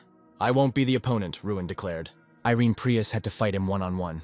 "If you lose, the Dirty King will be disappointed," Doom said. Gathering her courage, she began the battle. That girl is insanely strong, but she always comes in second. She couldn't let him in on the details of her dream. After the victory, her life was supposed to change dramatically. There was a powerful explosion that shook the earth. There wasn't a scratch on him. They stood to the side and just watched. A counterattack followed immediately. At that moment, Ruin appeared and saved her. He made a promise that she would fight, but that she would be eliminated. That was not what they agreed on. Ruin could not lose a valuable comrade. He challenged Doom to a fight. Doom had no doubt in his powers. Harsh remarks were thrown at him, so Seth was furious. This is where everything was supposed to be decided. He had to win for his team. There was confidence and determination in his eyes. Doom was the first to attack. Having dodged the blow, he wanted to attack back. He was unable to dodge the second, more powerful blow. Wounded, he was not going to give up. Every movement caused him pain. He was a real swordsman magician. He dodged blow after blow. He had never had to fight such a strong opponent. He dealt with them without the slightest effort. Doom continued to strike blow after blow. His honor was hurting terribly. He was not going to give up even when he was mortally tired. He was going to end it. He used all his strength for this blow. The force of the blow knocked them off their feet. He hid behind a rock to avoid being eliminated. Gritting his teeth, he bandaged the wound. His gaze fell on the ring. He expected more from Ruin. Ruin decided to give him a last fight on this island. "You are certainly strong," said Ruin. "He can't just give up." Many believed in him. He was ready to be determined to defeat him. Doom didn't expect this from him. The conflict was gaining momentum again. At this time, it was as if he got a second wind. Doom rushed at him, intending to trample him into dust. And now he is approaching. Two sworn enemies stood face to face. Something had badly injured his collarbone. Ruin dealt a heavy blow to Doom. He intended to eliminate him from these competitions. Now all the superiority was on Ruin's side. He swung to deliver the finishing blow. He was able to eliminate Doom Prime, the strongest player. Seth was very scared by what happened. He was going to apologize to Irene for interfering in their fight. She interrupted him, saying that she should apologize. Irene put the whole team in danger. She bowed her head in apology. Because of him, she was unable to achieve her goal. "Forget it, my purpose is gone," Irene said. "You are now my target," the girl declared. "It won't be any easier with me," Ruin chuckled. Now she wanted to surpass only him. Dalian and Cherky fought bravely, but were no match for them. Their team became a real weapon of destruction. Both were eliminated. Now there were only 3 of them. He wasn't going to give in. "Let's fight another time," Irene said. He understood perfectly well that after the previous battle, she was very exhausted. "I won't give in to you either," said Seth. He prepared to fight him. Ruin, with one movement of his hand, made Seth disappear. Joyful exclamations burst from the lips of his comrades every now and then. They raised their mugs to their representative. Someone's voice made him turn around. They couldn't miss Ruin's congratulations. She addressed him as you, which was funny to Ruin. Everyone behaved as before. Doom has dropped below Ruin due to its relatively low survival points. The other candidates were also below him. Victory no longer seemed like just a dream. He couldn't believe he was sitting at the same table with her. The abundance of attention made her nervous. Shocked by defeat, he stood near his closet. Tired, he lowered his head. His sword was broken, as was his belief in his invincibility. He was unable to prevent his defeat. He was worried about what the Dirty King would think of him. "The Dirty King wasn't looking for me," Duma asked unexpectedly. He wanted to be alone. Obediently obeying him, they left. Joyful cries could be heard in the streets. The smile never left his face. It hurt his pride. "The competition hall?" the head asked with bewilderment. Joyful fans supported Ruin. Ruin walked into the arena with confident steps. "The competition could be completed in any way. How does it feel?" Malkiri asked. "Ruin's ahead," came from the stands. Ruin looked back happily in their direction and continued preparing for the competition. He is not going to be happy about this until the final results are determined. Doom was still strong and determined to go to the end. He had no intention of giving in at all. The command to get ready was given. He was going to use the property in this competition. Nobody understood why he was just standing there. He raced ahead of everyone. By this time, they had reached their first test. He wanted to form an alliance. A powerful explosion shook the entire area. Suddenly, Doom appeared in front of them and began to fight the monsters. He didn't understand where his sworn enemy could be. Cutting through the monsters, he moved forward at a rapid pace. Other participants also destroyed monsters, clearing their way. After the massacre, he stopped for a moment. "Where is he?" asked Doom. "Why has no one shown up yet?" Tired, He couldn't figure out where everyone was. In the blink of an eye, Ruin ran out of the forest. There was confusion on her face. Having defeated all the stragglers, he was ready for new battles. The stands were filled with more and more new guesses. After thinking it over carefully, he came up with a cunning plan. They were taken aback by this trick. Ruin dodges the blow while simultaneously thinking over his battle strategy. He rushes forward with great speed, not wanting to give his opponents a chance to attack him. Ruin knocks back multiple enemies in different directions. His opponents don't understand what's happening, and Ruin himself has stopped counting the number of those defeated. He catches up with Seth from behind, which surprises Seth greatly. Ruin lets Seth know that their battle continues. Seda smirks and accepts that the battle with Ruin must continue. Ruin goes on the attack and knocks Seda off the knight he was riding on, damaging him. The blonde girl is surprised and asks Ruin if he really defeated all the opponents. Ruin suggests that some of the defeated rivals will want to return to the race. But for now, Ruin is the only one left in the race. Ruin's opponent is furious. He claims that this time he will defeat Ruin. The enemy wants to start a battle using swords, but there are still those nearby who can interfere with them. He summons the spirit and rushes away, saying that their battle is yet to come. The man's ally asks him if he really intends to force his way forward. He is warned that there is a trap zone ahead, but Doom jumps straight there. The trap zone is a castle that was once used to protect treasures. In this area, you can get fatal wounds, so the best tactic for passing it is to disarm the traps. However, disarming the traps can take too much time. That's why Ruin wants to use Drax's method, which is to destroy the castle wall. But the castle walls are too thick to try to destroy them. This is why Ruin is focused on destroying the dilapidated areas of the castle. He studies the castle walls with the player's eye and looks for their weak points. Ruin finds a wall that is susceptible to destruction and targets it. He approaches the wall and attempts to destroy it with a well-aimed blow. Irene and her friend, standing at a distance from Ruin, watch his actions with bewilderment. They are confused and don't understand why Ruin is trying to break through the wall with his bare hands.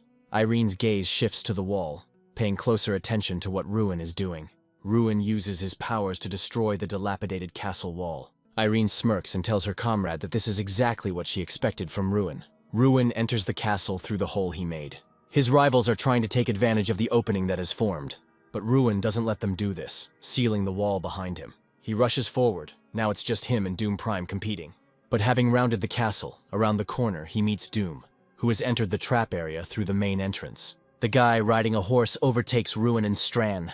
It's obvious that Doom Prime was in a hurry. There's an arrow sticking out of his shoulder. Ruin is amazed by Doom's will to win. Is he really that eager to defeat him? The guy is racing at full speed, but the time to summon his spirit horse is running out. After the horse's spirit disappears, Ruin quickly breaks ahead, and no one can overtake him in a run. Doom is furious, raising his hand to draw his sword from its sheath. The guy tries to reach Ruin with his sword, but he grabs him by the robe and drags him into the cliff. They both fall down, Ruin offering Doom to go through the last stage together, still holding him in his grip. There is a scream. Both guys fall into the water, but Ruin emerges first. Ruin is pleased that Doom did not use magic to get off the cliff and lose his advantage. Ruin tries to get out of the water, but turning around at the glow behind him, he sees Doom, ready to use his magic on him. The guy freezes the river with magic, and Ruin finds himself in the grip of ice. Doom climbs out of the river, summons the horse spirit again, and approaches Ruin. Doom looks at Ruin with a sneer, bids him farewell, and rushes forward. Ruin tries to free himself from the ice by concentrating magic in his hand. As he rode on his horse, he wondered how Ruin could drive him so fast. Doom kept looking back, realizing that they were approaching Altane's stadium. Ruin understood that there were no more obstacles in his path, and all he could do was run forward. Already in flight, holding his fist up to strike, Ruin offered Prime a rematch, to which he simply growled. Gritting his teeth, he grumbled that it was not in his current state. The spectators are perplexed. No one can understand who won and what is happening there. One shouted that someone was approaching through the gate. A horse appeared at a gallop in the gate. The onlookers in the stands were shocked, wondering where the horse came from and why there was no rider. And then the sharpest eye saw someone on the screen. Ruin stands over the fallen body of Doom Prime. Laughing at the defeated one, he realized that he had overdone it in passing the obstacles, and the other one was moving uncertainly. Here, Ruin remembered how Doom himself warned that one shouldn't think about this during the competition. The enemy is defeated. Ruin goes away. The results were announced, and he won and became the first. For him, this was the end of the competition. The stands rejoiced with happiness, shouted and admired him. This victory reminded him of how much he had suffered before, how others were happy and joyful, but not him. But now these encouraging cries were like balm to the soul. They watched the arriving guests from the window and wondered who they were. Ruin looked thoughtfully at the guests. And I understand that they are all here because of him. He was so bored he almost fell asleep. He wanted to go back to school. A beauty appeared before him, and it seemed to him that he knew her. The chair next to him was free, and Irene sat down. They began to pleasantly discuss why no one had spoken to him. Ruin assumed that he was dressed incorrectly, but she couldn't take her eyes off him. She coquettishly agreed. No one hid the fact that everyone had gathered to see Ruin. But what was more interesting was why no one had spoken to him. Irene assumed that someone had already laid eyes on him first. The strongest lord must speak to the winner first, so no one wants to speak to Ruin. The bearded man announced that the party was starting and all persons should follow him. All that remained in the room was a table set with delicacies, as if for an emperor. Everyone sitting at the table understood that all this was just a cover, and that there was an analysis of the weak game ahead. Ruin didn't understand what was happening. He thought that there would be only one king, but there were two places for important persons. Seeing the king, everyone bowed. From excitement, Ruin added. My lord then realized that something was wrong. The king missed someone. He turned and asked if he was in the way. A stately man in a hat stood silently. Ruin looked at him, completely confused as to who was in front of him. The entire crowd suddenly fell to their knees at Ruin. He was confused and did not understand what was happening. The king realized that Ruin was defeatable because he was the most capable among the students. The father is very upset and no longer wants to call them his children. Bowing his head, he promised that no one would see his weakness again. In response, the king noted that being in second place was simply an illusion created by people. Feeling uncomfortable, Ruin understood that this banquet was simply a punishment for the losers. While drinking wine, the person in the hat kept his eyes on Ruin. Even though he was not the first son, it was only thanks to his knowledge and intuition that he became the only heir. This is the very person who has all the qualities to be perfect.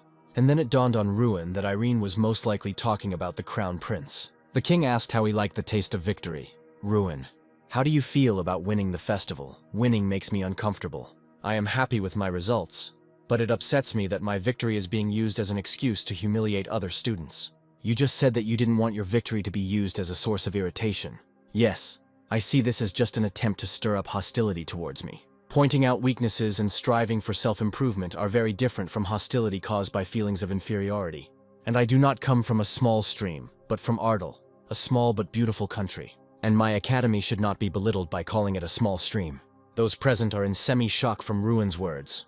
Ruin is a real problem. How dare he snap at his godfather? And what did I tell you? Ruin is an interesting child. It's so funny where he came from. It seemed to those present that he came from a small stream, but, as he had said earlier, he was from Ardal, small but beautiful. Ruin's companion is shocked. She asks if he would do something similar. In response, she receives a dubious no. The godfather praised Ruin's ideas, but since they had already come from the mouth of the head of the academy, they would not change his beliefs. However, his words sounded more convincing than the chapters. I look forward to what the future will bring. The banquet is over for today. The crown prince, irritated, declares that before the end of the banquet, he wants to have a cup of tea with Ruin, saying in a hostile tone that he was not going to take no for an answer.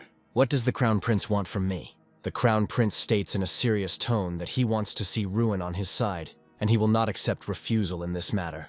I give you a month to complete all your business, after which I will organize a transfer to a special school for combat mages and provide you with housing. Of course, you will have to think about citizenship, because it is not proper to be a foreigner among the crown prince's allies. But doesn't the empire already have many great magicians? Doom Prime alone is worth something, and that kid ended up losing to you. How could you even bring yourself to recommend a loser to me? And one more thing, when talking to me, you should keep this in mind, that I prefer a simple yes rather than counter questions. But I will answer you. The first reason is the godfather's recommendation. And secondly, I like your courage. The courage with which you put on these rags to meet me. There was no one like you until now. The courage to openly state one's position to the godfather. And finally, courage bordering on recklessness to continue asking about something after a warning. Such a person is needed in politics. It turns out that I need to give you advice on politics. Not really. You need to protect me from brothers who do not recognize me. Ruin is tense. The crown prince realizes that Ruin does not want to cooperate with him. Therefore, the crown prince did not give Ruin the right to refuse. Ruin mentally realizes that becoming the crown prince's closest ally is a great opportunity. Most magicians still team up with influential people. If you miss such a chance, you may regret it in the future. Having analyzed everything mentally, Ruin still doesn't want to be someone's mage. The crown prince thought Ruin was reasonable, but he turned out to be too idealistic. The Crown Prince asks Ruin that there will be no such opportunity in the future.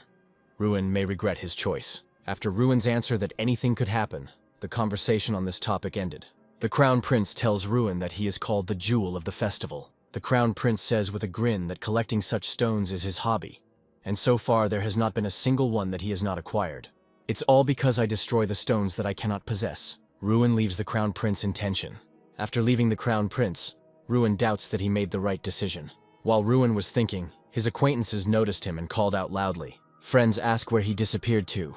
Maybe he went on a date, Ruin says without emotion that this is not the case at all. The Crown Prince, speaking to his godfather, says that he was curious to see the man he recommended. The Filthy King and the Crown Prince discuss the recent dialogue with Ruin. The godfather asks the Crown Prince if he intends to surrender, and he answers with a smile. No. The Crown Prince has no intention of giving up. The evil Crown Prince stands with a mocking grin, confident that Ruin Ardell will be his. To describe the following picture, you can formulate the following sentence. Ruin Ardell, having forgotten about the previous conversation, is talking cheerfully with his friends. Ardell trains day after day. It turned out that the incarnation was female. Ruin Ardell is shocked by what he heard. The incarnation is angry at Ruin for never asking him about this. Ardell recalls that they were sitting together in the bathroom. Ruin asks with a serious look that she has already seen everything. The incarnation admits. Ardell resigned himself and went, the incarnation running after him. Ruin sees off his friends. It seems it's time for him to go too. Ruin and his companions sit and wait. Ardell recalls that the escort asked him to address him as Street Cat. Even with the help of the player's eye, Ardell was unable to discern his characteristics. It seems he is at least on the same level as the professors of the academy. The alley cat briefly briefs Ruin Ardell on the plan of action. Ardell asks the Street Cat not to address him as you. The escort objects, and he continues to talk about the plan. In his story, he says that Ardell must choose an artifact. Ruin is at a loss. The guide tells that Ardell can leave without the artifact at all, because he must choose the item. Ardell comes up with a hypothesis that the artifact may have consciousness. The guide continued and said that Ardell would be assigned a mission. This will be a debut. Ardell selects a mission from the list. Something about this list caught Ardell's eye. Ruin Ardell and his escort arrived at the Crown Prince's residence. The attendant said he would wait at the door to the hall. And so, Ruin Ardell opens its doors. The Crown Prince stands right in front of him. Ruin Ardell received 10,000 gold prize money from the Crown Prince. Ardell leaves the Crown Prince, and he hurries to move on to the next point in his plan. The Tower Master is waiting for him. The Street Cat asks Ruin if he is finally going to take that mission.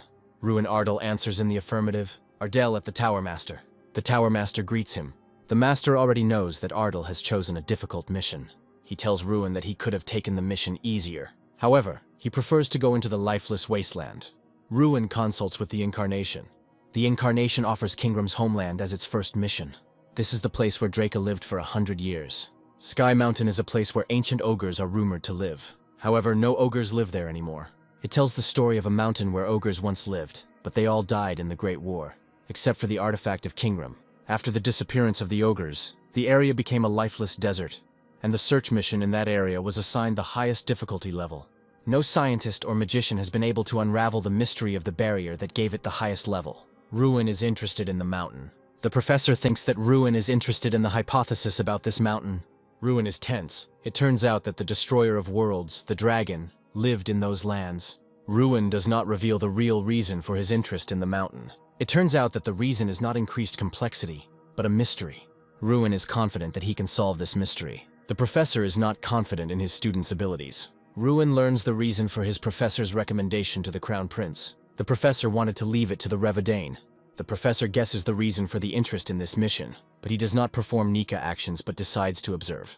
Ruin begins to doubt his abilities. He's not sure he'll be able to find out anything. Mishka supports Ruin. Mishka says that Ruin has abilities that exceed human capabilities. Voka comes to Ruin. A delightful boar and a street cat arrived. Mishka doesn't understand when they ended up on the farm because of the way they were treated. The cat and the boar are calling, Ruin, go with them. They all head to the artifact room. The boar and the cat talk about the room of artifacts and their meaning. They are heading to Zone A. It turns out that you can only go into Zone X in the event of a special event, and that even the Emperor is not allowed there. They are in Zone C, and Ruin starts choosing. Kaban says that they only collect items of good quality. Ruin is surprised by the quality of the sword. Ruin finds a book that is over 100 years old. There are many good books in Zone C. The Tower Master gives his charges these books to read, but they are not allowed to take them home. Ruin heads to Zone A. but none of the artifacts reacted to it. It turns out that there were cases when no artifact chose anyone, but extremely rarely, Ruin is at a loss. If you are allowed to visit Zone A, you can attract the attention of several artifacts. Ruin is sad that all the items refused him. Mishka actively supports him. Ruin is surprised by his answer. Mishka believes that these items are treasures for people, but there are no valuable ones in this place. Mishka points to the door leading to Zone X. Ruin and Mishka suggest that there may be artifacts made by the dragon. Ruin does not despair and looks for an artifact in Zone A because access to Zone X is closed to him. A strange green light comes from the door of Zone X. Everyone is surprised. The boar shouts that a special event has happened for the first time in 56 years. The cat tells the professor that Kunhan's tooth reacted to Ruin. The cat confirms the words of the Tower Master. The professor speculates that Ruin may be next to take the throne. In Zone X, there are 3 artifacts, differing in power level. Thanks to Kunhan's tooth, Ruin can stand on the top. A magician in black robes lights his way with a staff. He takes off his hood and charges the spell with confidence on his face. His enemy shows no signs of anxiety. He is completely calm. Great artifact, Kunhan's tooth. The magician, sitting in a luxurious chair, ponders over a plan. He communicates the order of the plan to his subordinate. He thinks about the protection of Kunhan's tooth and how he can deal with it. The magician freezes for a moment when he remembers something. He remembers Ruin, who is a great option for this task. He orders to find Ruina and give him the orders from the magician. A sign at the tavern where you can meet Ruin.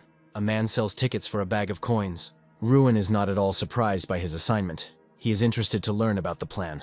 The magician's subordinate tells him the plan to steal Kunhan's tooth. The subordinate tells Ruin about guarding this artifact. Ruin was very surprised by what was said.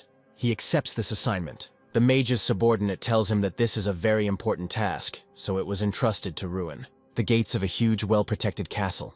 Entering the castle grounds, Ruin saw 3 goblins in armor. Being as calm as possible, Ruin prepares for battle. There is a slight uncertainty on his face, but the bear supports him. The building of the bar where everyone drinks. 3 drunk men raise their mugs of ale, pleasure on their faces. A large man with an evil grin on his face approaches Ruin. To avoid causing any damage, Ruin avoids conflict and leaves. He meets his friend fast asleep on a bench. Ruin wakes him up and starts a conversation with him. Empty pens where horses should be. Ruin approaches the owner, hoping to buy a horse. But the owner is upset and says that he has no more horses. The hero himself is a little upset, and the bear cub on his shoulder laughs at him. The owner suddenly remembers where Ruin can find horses. The owner tells the hero where he can find them. Ruin feels uneasy about what was said. He remembers the words of the subordinate magician and his task. With a small grin on his face, he talks to his teddy bear. An unknown hooded man eavesdropped on the conversation between Ruin and his friend. His acquaintance is rushing furiously towards Ruin. He looks at the shining coin in Ruin's hands with great surprise. Ruin kneels down, preparing for his task. He set his mind to his task with confidence and a small grin. Ruin remembers the magician and his teacher.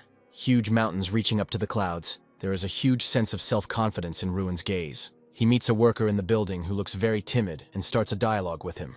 Ruin listens to him uncertainly, and the bear cub looks displeased. The worker tells something with a smart face. What was said left Ruin in shock. He and the bear cub think about everything that was said. An unknown enemy is driving people crazy with his abilities. Ruin walked up the stairs and thought. He came to the conclusion that he had underestimated his opponents. They might know that he knew about the surveillance. He walked into the room and noticed a note hanging above the bed. In it, they addressed him, explained that they did not intend to cause harm, and asked him not to try to find out their identities, but simply to continue the mission. Despite his rather peaceful way of making himself known, Ruin was angry at his opponents, angry at their brazen attempt to threaten him. He tore the note off the wall. Ruin jumped up and out of the room's window. He rushed headlong through the streets. Strana asked him about his plans, to which he replied that he was going to find them. A mini-map of the town opened on the panel. One of the squad members who was watching Ruin realized that he was going to play with them, and was not going to refuse him this. The man with the skull on his neck gave the order to follow Ruin but not to kill him, and 2 shadows of the other squad members soared into the sky. Ruin raced through the narrow streets of the city, his opponents following him like bats. One of the group members informed the screen mages that Ruin's trail had been cut off. Their leader with a skull on his neck knew that the trail had not ended. Ruin was waiting for them.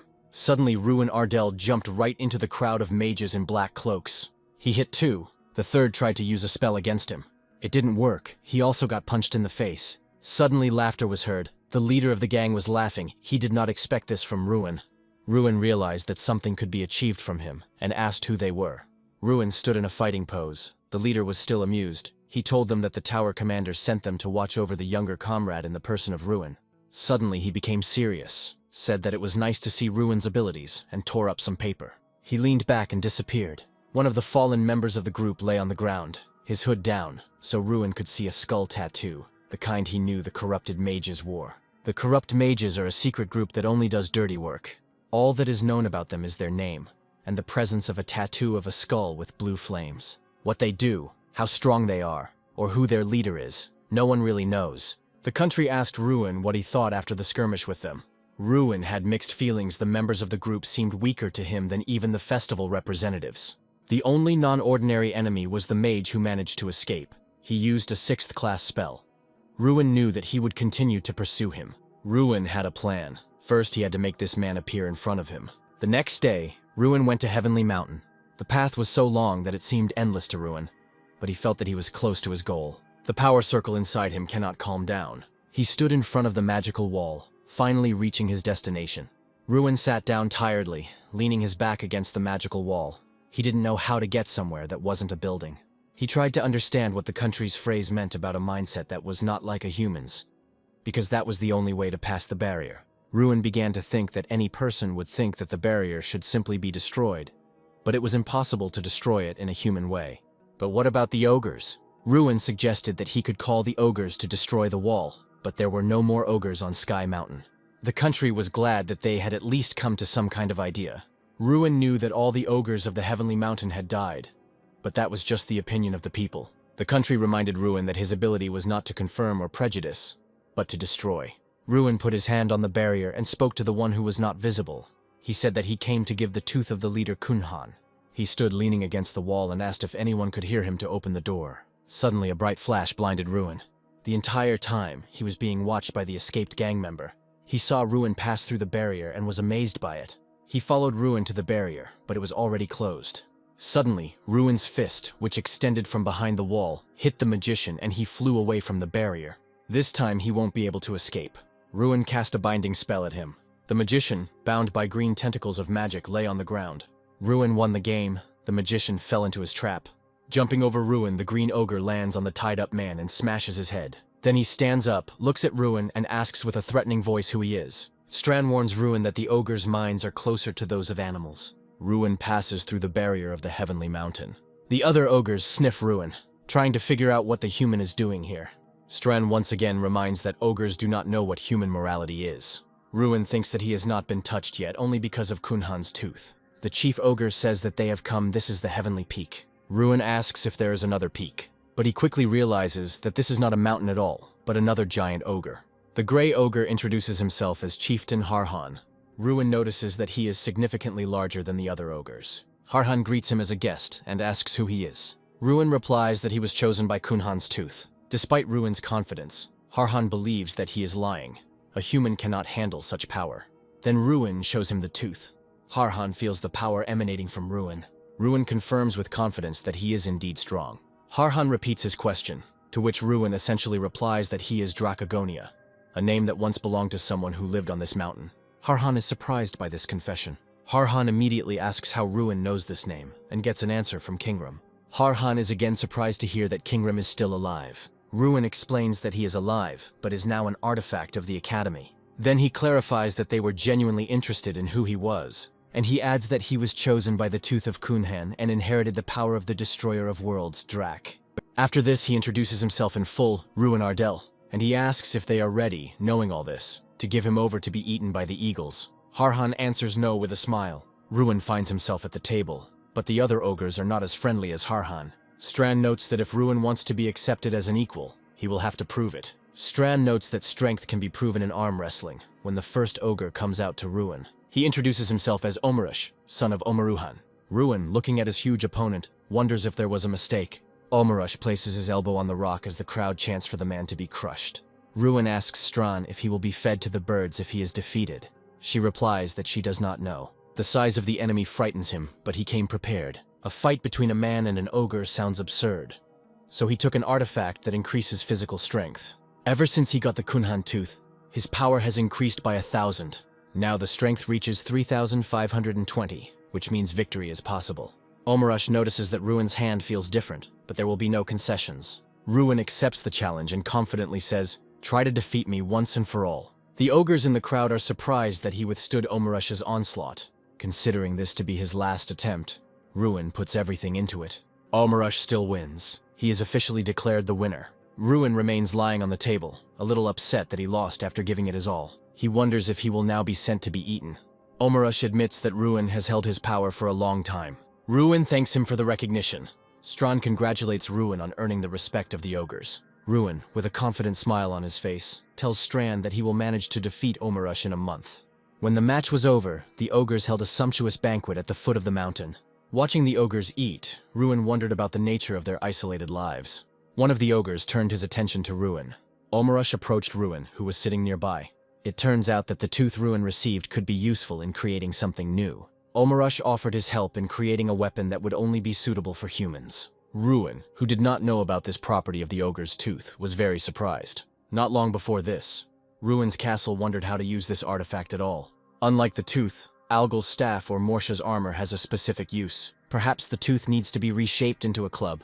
Strahd says that now you just need to take it with you, especially since it already increases strength, and how to use it will become clear later. After this memory, Ruin looked again at the ogre who was offering help. The offer was unexpected, but Ruin found it very useful now. Omarush explained that the tooth was very strong and difficult to make something out of, but he, a metalworker, could do it. Ruin says that a person who processes metals is called a blacksmith. Omarush asks if Ruin has any specific weapon in mind. This pleases Ruin. He likes the idea of creating a weapon according to his design. Half a month has passed since Ruin's arrival at Heavenly Mountain. All this time he helped the ogres hunt, or trained in conditions that he couldn't do before. However, something else occupied Ruin's time, namely arm wrestling training with the ogres. Ruin had no chance, 15 losses in 15 games, but he did not give up and trained with Omarush every day. Mishka encouraged his owner as best he could. Omarush also noted changes for the better in Ruin. He stopped using his strength in vain. Ruin knew that he was doing everything right, and victory was just around the corner. He had a goal to defeat Omarush, and he was going towards it, although Omarush himself was confident that the man had no chance against him. A few days later, Ruin finally defeated Omarush for the first time. It was a very joyful event. Ruin jumped up from the huge stool on which he was sitting and screamed with happiness. Omarush doesn't seem angry about his loss. Rather the opposite. He was once for Ruin. Omarush called Ruin by his name for the first time, and not just a person, which surprised him greatly. Omarush told Ruin that he was ready and called him to follow him. It turned out that the weapon that Omarush had been making for Ruin had long been ready. He didn't give it away on purpose, waiting for the moment when Ruin would win.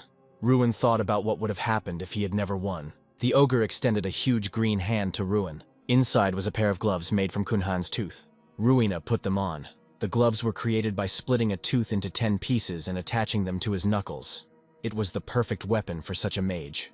Omarush was interested in Ruin's opinion about his work. He said that he had specially adjusted the form to the customer. Ruin felt an incredible surge of strength. The increase was equal to 2,000. In this regard, Ruin asked Omarush to gather all the warriors of the Heavenly Mountain to compete with them. The ogres were not very happy with this insolence of Ruin. It hit their pride. However, they were inspired to participate. Ruin noted that he understood that his proposal sounded too impudent, but at the same time he was counting on the gambling of the ogres. And it worked.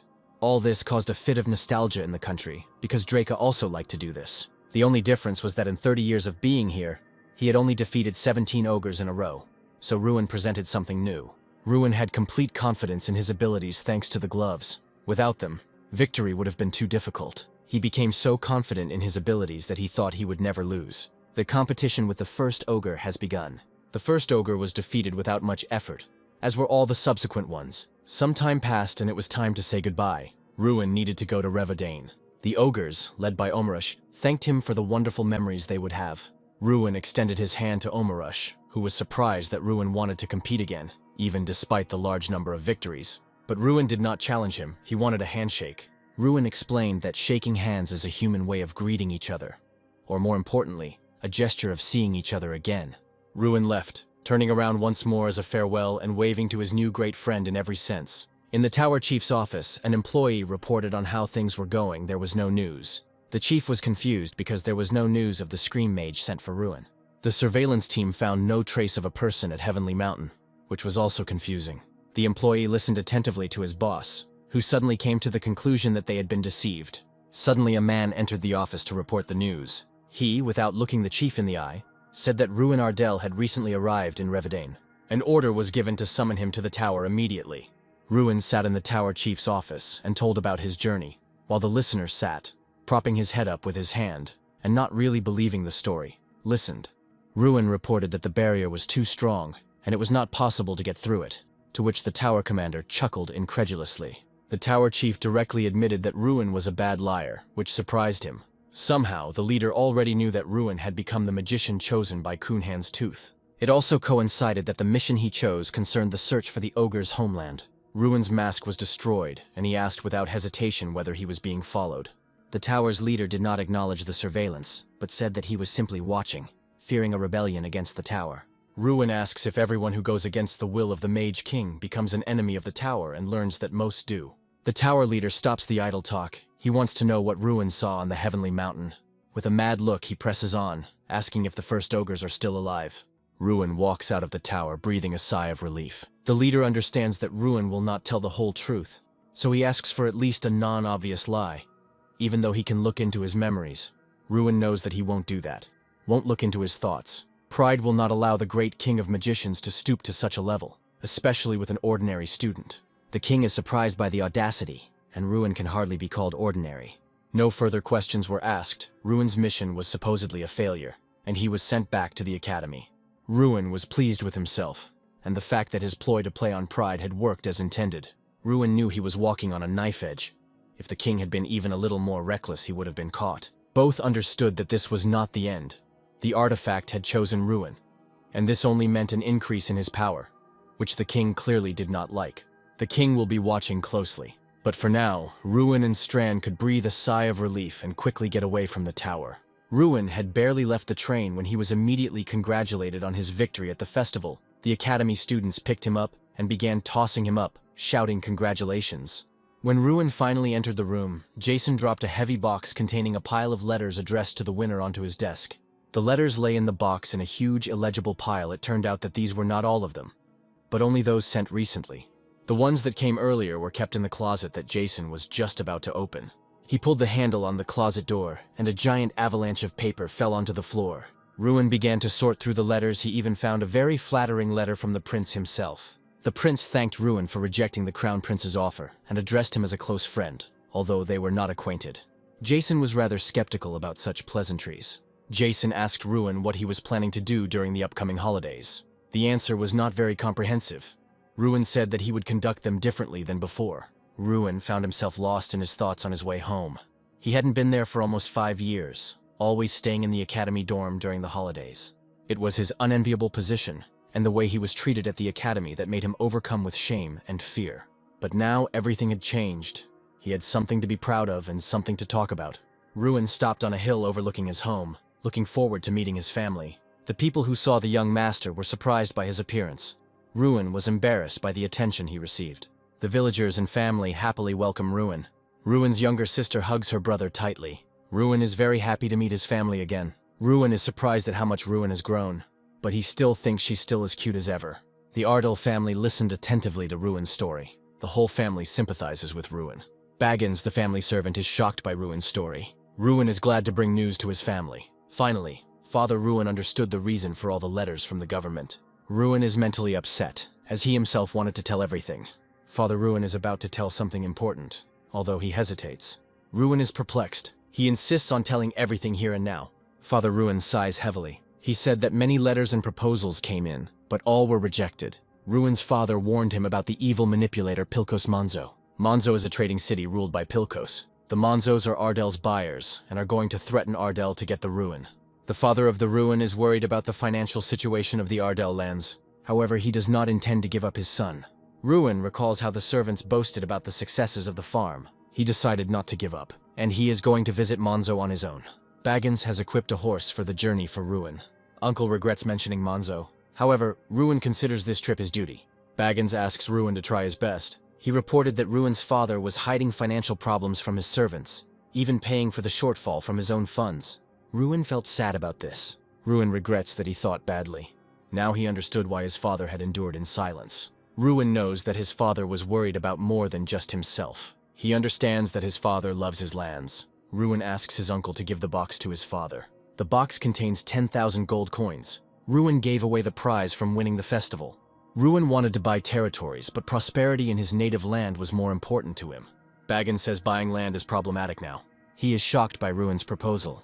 Ruin is going to clear the desired territories, and also wants to take over the Wolf Hills, and take away for you the Plain of the Mud people. Ruin suggested hiring warriors to clean up and then rent out these lands for profit. Baggins thought it was a good idea. Ruin set out on his journey, and he galloped forward at full speed. Morzo is a prosperous town. His landlord Pilkos Morzo is surrounded by various rumors. Ruin understands that he must be on guard. Ruin arrived in Morzo and introduced himself to the guards. They responded to him with laughter. Ruin was perplexed.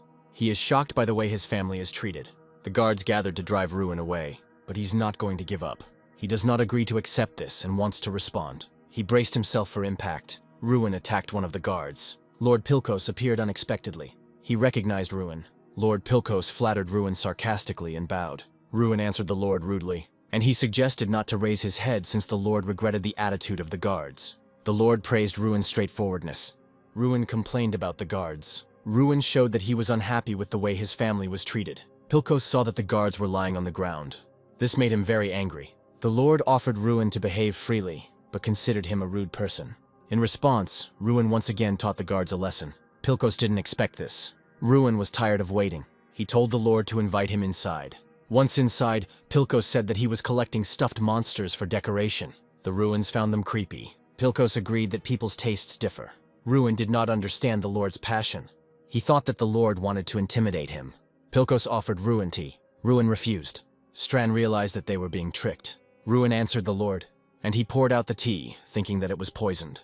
Lord Pilkos stated that he was not hostile. Pilkos wants friendly relations. He said he considered his threat an offer. Ruin was angered by this, so he abruptly refused Lord Pilkos. Pilkos pretended to be upset, so he began to threaten to lower the prices of goods from the Ardell lands. Ruin stated his condition, to return the price. Pilkos was rude to Ruin. The Lord reminded him of his own words about worship. And I remembered that magic is prohibited for students outside of school. A crowd of guards burst into the room. Ruin prepared for battle. Pilkos gave the order to attack. Ruin shouted that the Lord was mad. Ruin understood the greedy nature of Lord Pilkos. Ruin quickly rushed into the attack. Gathering all his strength, he flicked the tongue. The knight was sent flying. Ruin used the unique skill Chieftain's Will. Everyone was surprised by the appearance of unknown smoke from the guy. Pilkos Monzo was shocked by what he saw. A majestic fire spirit of incredible size appeared behind Ruin. The knights realized that if they stayed, they would die. The knights fled in fear, but Ruin didn't let them escape, blowing up the entire estate. Monzo watched as the collection he had dedicated his entire life to burn. Ruin wondered if that was really all he cared about right now. It's time for Monzo to pay the price. Now he must compensate the Ardell family for all losses. Pilkos was shocked by the compensation conditions, but young Mr. Ardell gave him no choice. The issue with Monzo has been resolved. Ruin headed back to Ardell. On the way, he met an unexpected guest. It was Lady Irene. 2 months ago, Ruin was bored and wondering how to leave a banquet. Lady Irene unexpectedly joined him. She was worried about Ruin and was glad that the banquet passed without incident. Ruin could not remain silent in the face of insults. Irene asked if Ardell was really beautiful. With joy on his face, Ruin advised me to drop by for a visit sometime. Irene trusted Ruin's words, but Ruin never thought that she would actually come. Sister Ruin was furious. Ruina began to interrogate about their relationship with Irene. She volunteered to show Irene around. Ruin felt awkward that his sister was jealous of Irene. Lord Ardell wanted his son to be honest with him about his relationship with Irene. He was disappointed by Ruin's negative answer. Now the Lord wanted to discuss other matters with him. Baggins brought a box of money. Lord Ardell cannot accept them. He believes that this is Ruin's personal money, not Ardell's. The Lord understands that even though Ruin is from Ardell, he still has other concerns. Ruin knew deep down that his father had done this out of concern for him. He was hurt by this situation, but Ruin insisted on using the funds for the benefit of Ardell. The Lord was deeply surprised by Ruin's desire to be like him. Begel considered that the young master had the right to know that all this time the Lord had been giving away his personal funds. The Lord condescendingly scolded Begel for his initiative. But whatever the intentions, the Lord could not accept the money. He still had 3,600 gold pieces left. Ruin secretly gave the money to Begel, but the Lord accepted only part of the funds. They are puzzled as to why the Lord is so adamant. Begel said with a smile that this was Lord Ardell. Ruin boasts of his estate. Ruina wants to introduce her brother to Lady Irene. Ruina leaves her brother and Lady Irene in a hurry so that they can be alone. Lady Irene is clearly confused as to where Sister Ruin is going in such a hurry. Ruin clearly understood his sister's hint and takes matters into his own hands. Lady Irene is jealous that she doesn't have a younger sister. Lady Irene is an empath. Ruin wants his territory to prosper. Ruin has nowhere to spend money. Lady Irene admires that Mr. Ruin is so responsible. Lady Irene is jealous. Ruin tries to make amends with his questions. Irene's manipulation worked. She captured Ruin's attention. Irene clearly travels a lot. The ray at the end of the tunnel is the answer to all questions. Ruin clearly needs a scythe to get through this forest. The fairy tale about the wolf was true in childhood.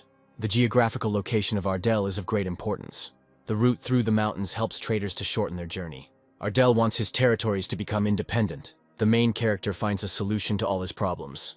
Lady Irene is very smart. A man thought, a man did. Ruin made a good impression on Lady Irene. There are always difficulties along the way. The state of Ardell has a low economic situation. The idea of how to enrich the state of Ardell has existed for a long time, but it is impossible. Ruin, like no one else, understands the meaning of the proverb, "If you suffer long enough, something will work out." Ruin clearly came up with a plan to open a new trade route. The father is clearly pleased with his son's persistence. If you don't try, you'll never know. Lady Irene overheard the conversation.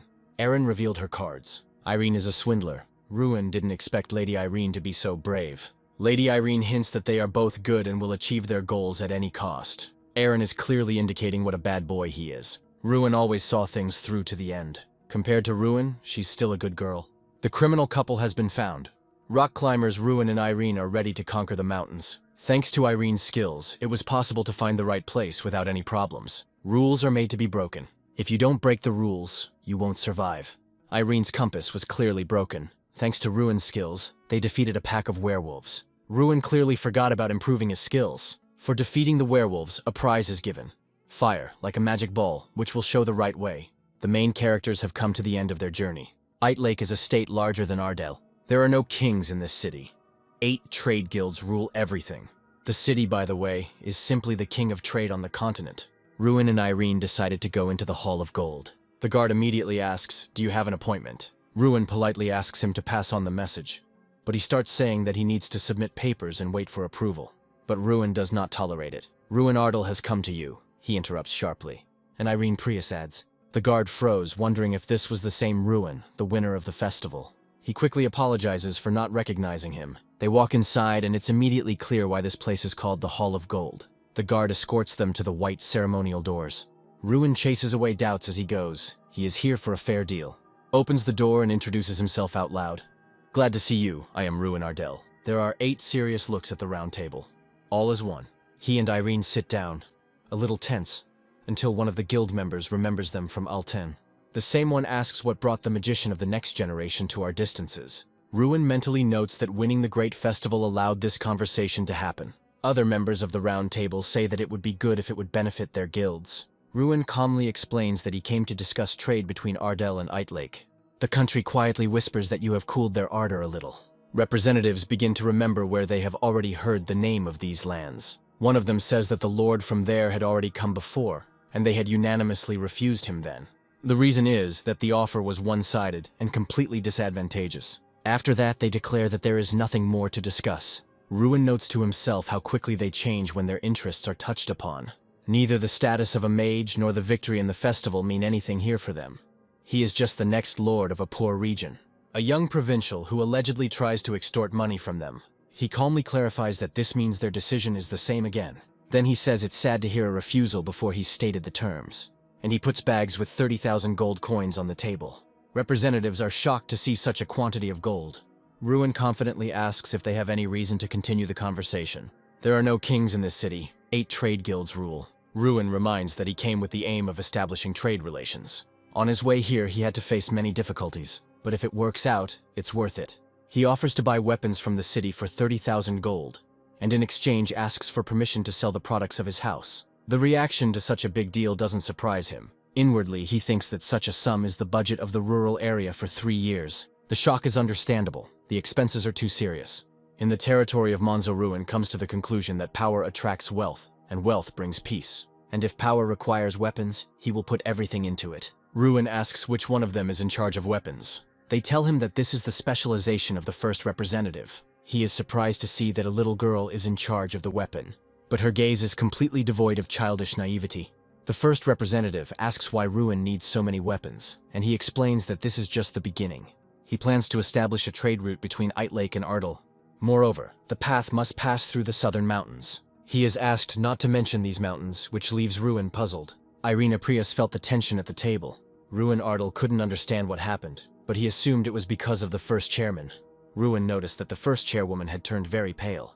The first chairwoman told Ruin Ardell that it was impossible to cross the southern mountains because of the demon living there, which surprised Ruin Ardell. Ruin told that he crossed this mountain range at night, to which the first chairwoman was surprised and did not believe Ruin's words. Ruin Ardell decided to provide evidence by starting to take out what he had obtained that night. Ruin Ardell showed the silver werewolf mane that belongs to the demon. The first chairwoman was greatly surprised by what she saw, and Ruin Ardell, in turn, received the respect of the Valtrash family as a reward. Then Ruin realized that it was true after all. The first chairwoman began to cry, saying finally. The first chairwoman, crying even harder, said that he was finally dead. 3 days later, Ruin Ardell and the first chairman head towards the mountains. The first chairwoman began to say that she would never have thought that she would find herself near these mountains again. The chairwoman said that the monster that took her father's life no longer lives here. The chairman praised Ruin for something that was his merit, to which Ruin Ardell replied that he simply got in his way. The chairwoman suggested that if they built a road through the mountains, they would be able to establish trade with the Oyota Kingdom through Ardell, explaining that they would no longer have to spend money on a detour. The chairwoman said with delight that we, the Waltrache family, will actively participate in this. Ruin Ardell realized that the issue would be resolved much later, since he thought that the solution would come through the purchase of weapons, and assumed that even the construction would be at his expense. Ruin asked in surprise if they would accept his proposals, to which the chairwoman responded positively, and also said that all products produced in Ardell would cost twice as much. Ruin Ardell thought that this was an incredibly generous condition, and the chairman added that merchants were ready to do anything for the sake of profit. The chairperson nevertheless gave her name, Cecilia Valtrache, also promising to express her gratitude and trust. Thus, by shaking hands, the deal between Lake and Ardell was successfully concluded. Walking from the mountains and talking with Irene about bringing good news to the residents and father, Ruin realized that Cecilia was better than she seemed, even despite her young age. And Irene noticed that Ruin did not look like himself. Ruin noted that it was easy to sympathize with someone who was in the same situation as himself, which surprised Irene Prius. Ruin Ardell said that Irene should expect changes, and if she wants to visit Ardell again, then it will be the same as before. Irene Prius envied Ruin for truly loving his homeland. Ruin Ardell was surprised that not everyone missed their homeland, and asked Irene if she would invite him to her place one day. Irene didn't really want to talk about it, but Ruin was sure that he would somehow manage to visit the Prius. Father was shocked that the selling prices would be twice as high, and that they themselves took the initiative to open the trade route. Ruin confirmed his father's words and said that Cecilia Valtrache had given her word. What impressed him most was that the cold-blooded representative promised to assist in the delivery of weapons. Ruin added that the transportation would take 3 months, and work on the construction of the trade route will begin this month. And the father realized that such a route would finally enrich their territory.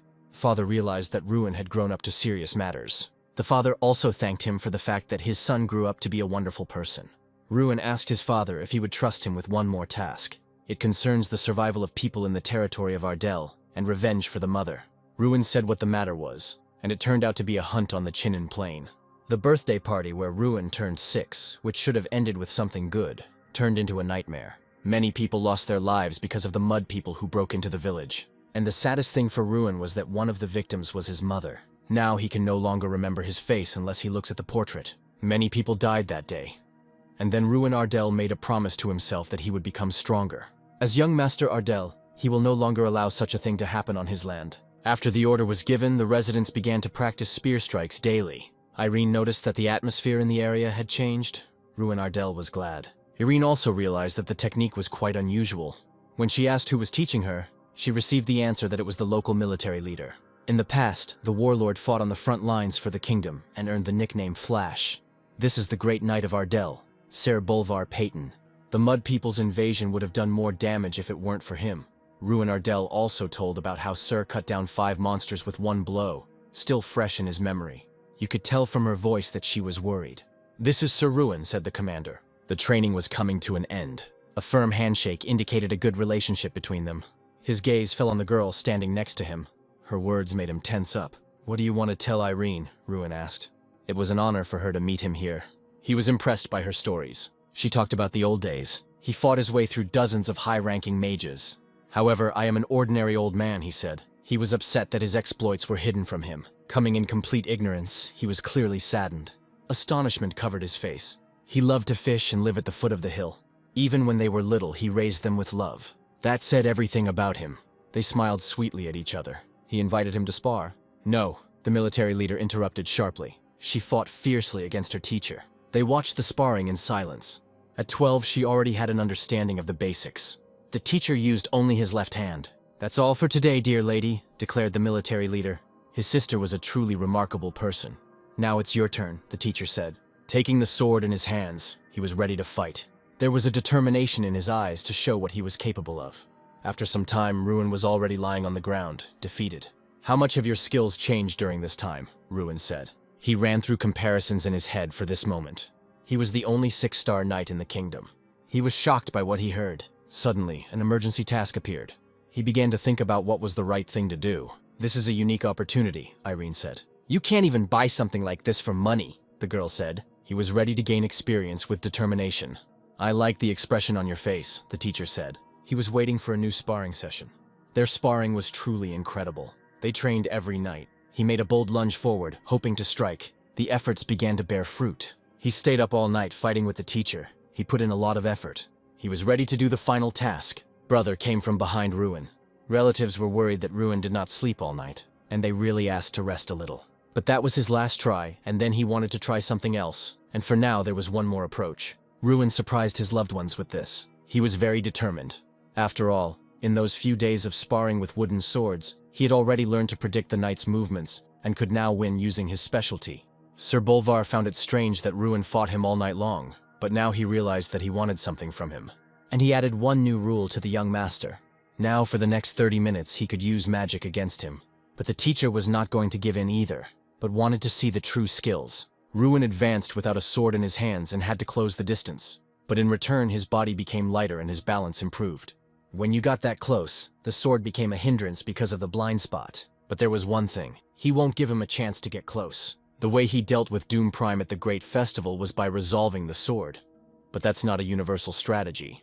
But knights of Sir Bolvar's stature did not engage in direct confrontation, and they redirected the attack force. The plan to get out of the sword's reach was a good one, but as soon as it was discovered, it became almost impossible to implement, because the enemy would try to keep his distance. Sir Bolivar was right. All his strategies were visible through and through, but he overlooked something and blinded him with a magical light. The improvised enemy was defeated. The teacher expected Ruin to use some kind of scary magic, but not a flash of light, and admitted his defeat. But that was the only thing the guy thought of, and apologized for catching the teacher off guard. The task was completed, and he finally achieved what he wanted. The sister who arrived began to scold him that even in sparring it was impossible to throw Sir Bolvar to the ground. But Sir Bolvar hastened to reassure her, saying that everything was fine. During this time he learned a lot, and for Sir Bolvar it was a pleasant experience. The vacation was coming to an end, and there were 10 days of travel ahead to the academy. The short vacation came to an end, and it was time to leave our native land. On the way, they saw workers who wanted to finish work quickly and finally have a drink. These workers were sent by the Waltrache family because a lot of labor was needed to build the base in Ardell. The constructed routes will be used to deliver weapons for the destruction of monsters, and workers will visit the restaurants and hotels of Ardell.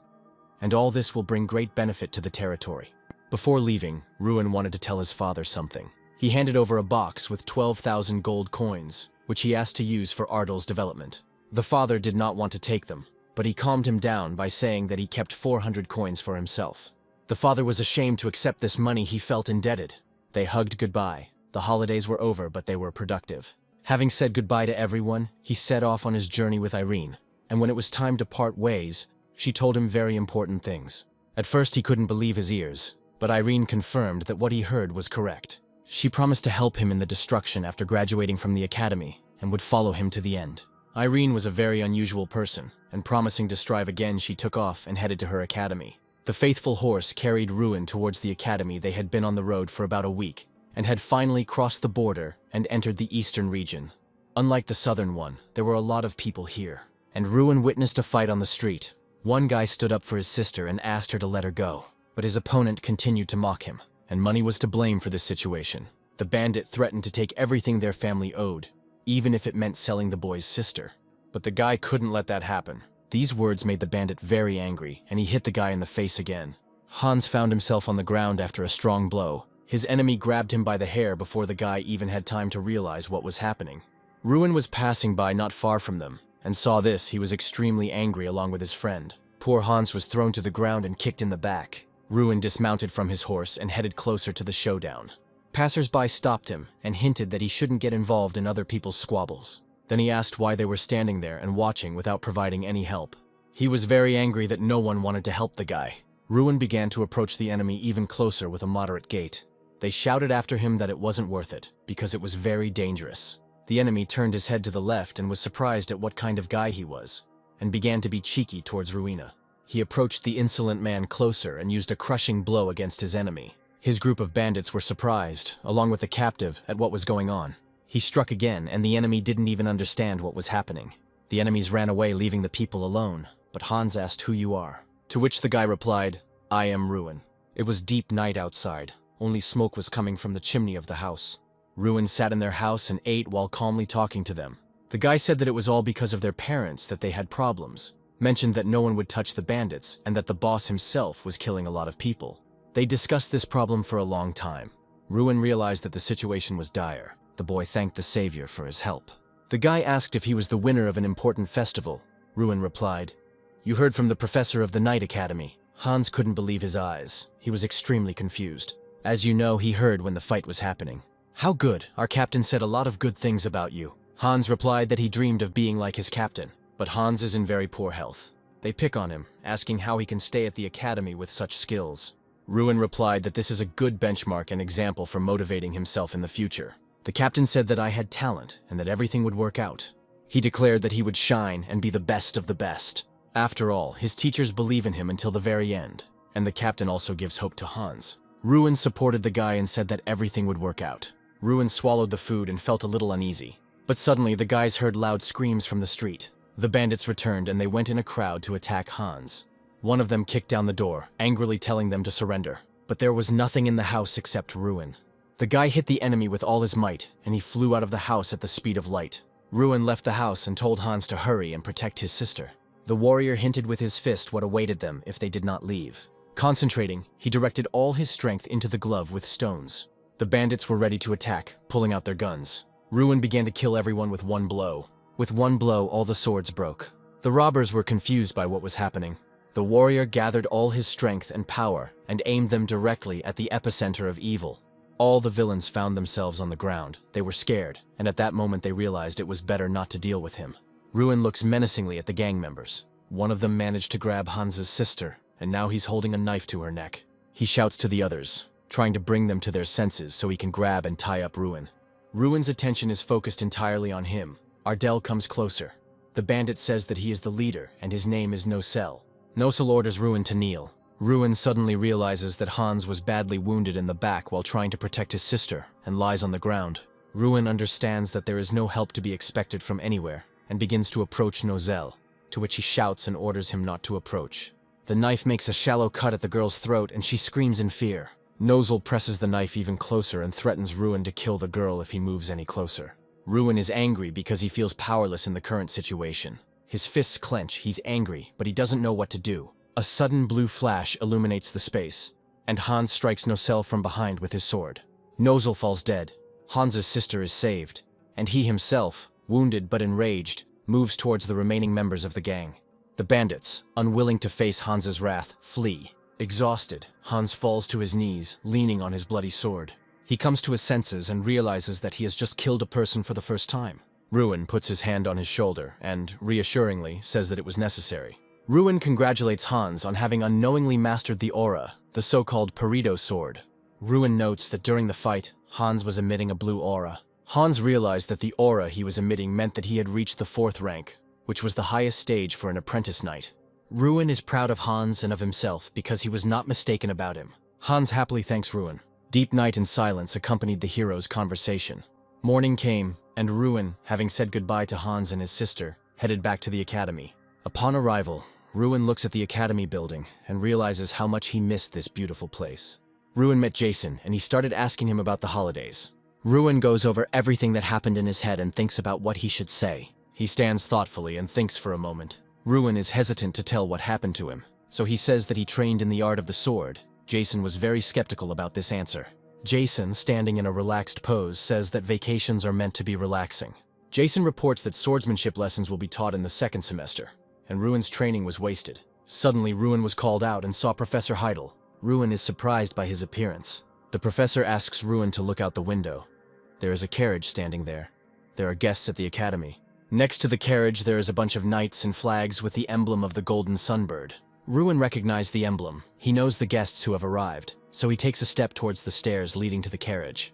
Ruin stands at the beginning of the red carpet. As soon as he approaches, one of the knights announces that the winner of the great festival has arrived and orders the carriage to be opened. Two princes in full dress uniform emerge from it. The first prince, named Croster Radian, tells the second not to interfere with his communication with Ruin.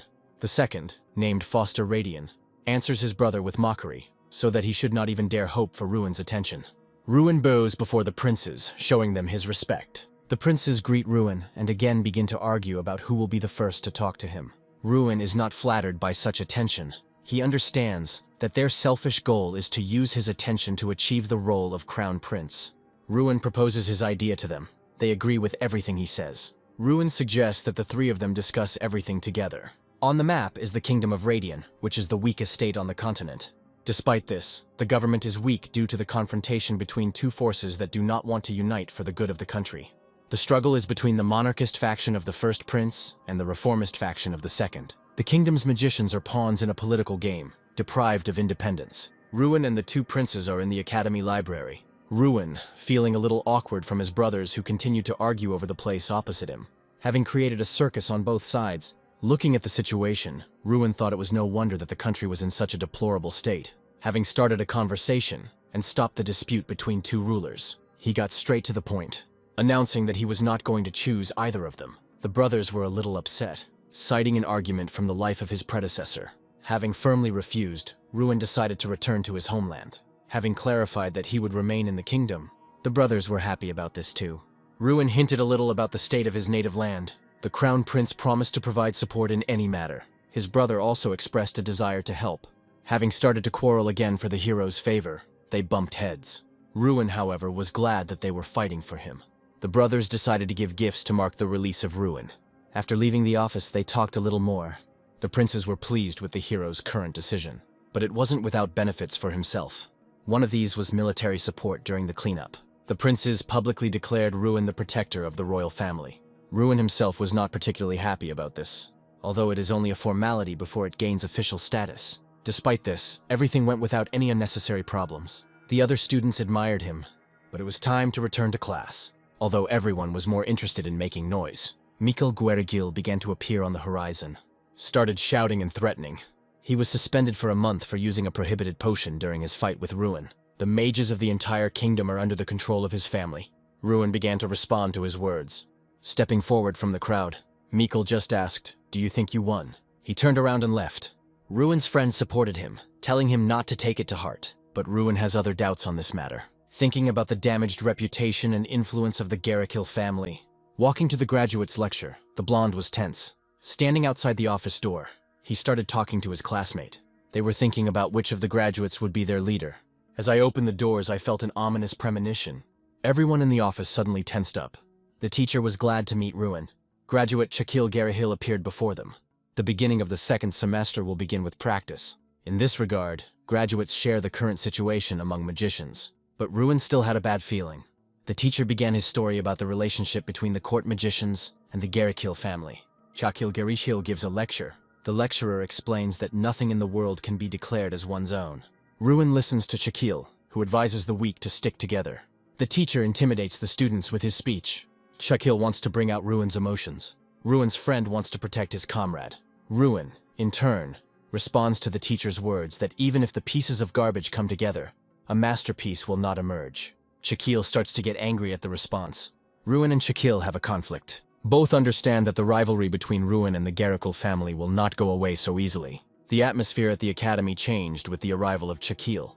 The poor performing students fell under Shaquille's spell. Students want to work for Shaquille in order to succeed in their studies.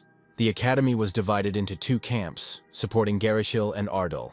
The atmosphere at the academy was becoming tense. Ruin came to the head of the academy. The head is interested in the situation at the academy. Ruin wants to talk about the problem with Chakil.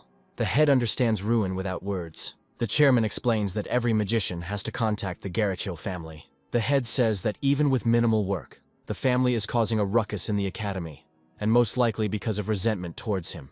Ruin asks who Chakil is. The leader replies that Chakil was popular in his youth and stood out for his magical abilities. But at the same time, Chakil is very powerful and will do anything for his own benefit. Chakil is outwardly pleasant, but at heart he is a rotten person. Ruin understands that there are plenty of reasons to fight Chakil, but he cannot find an excuse. The leader tells Ruin about a special occupation. Ruin leaves the chapter with a mature plan.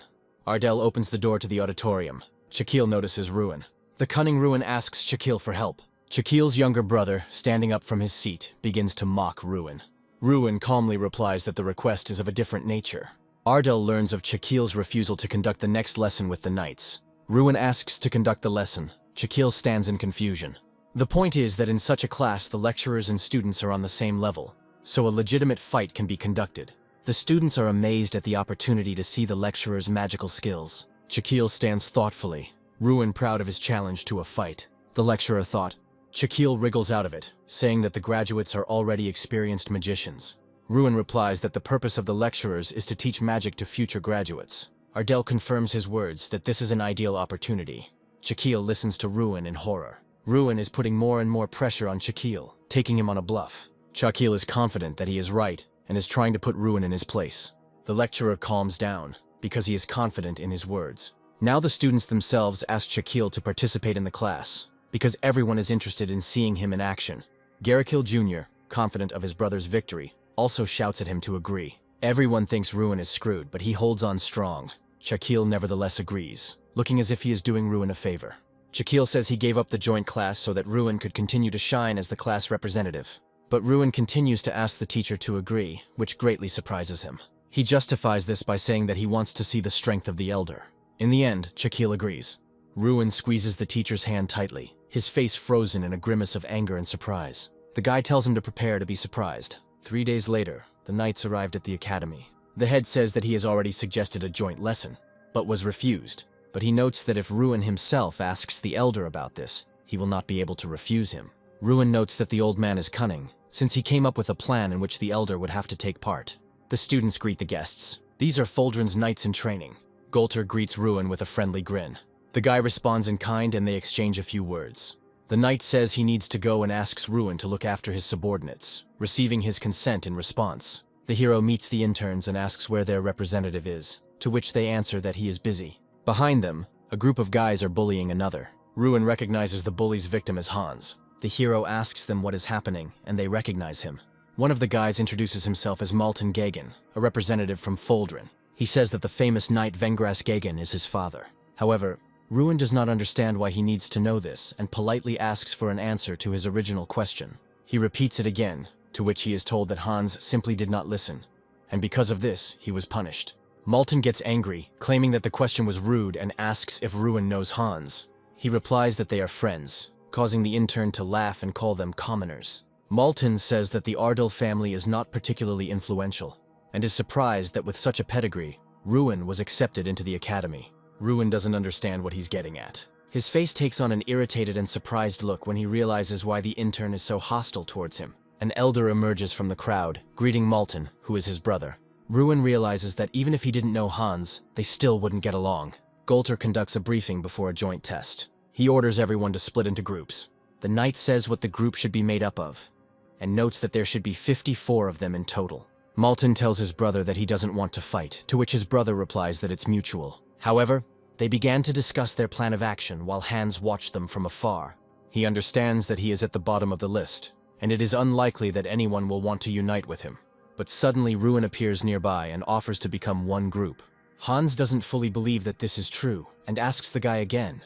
But he tells him that everything is fine, because they are friends. Jason approaches them and offers to join their team.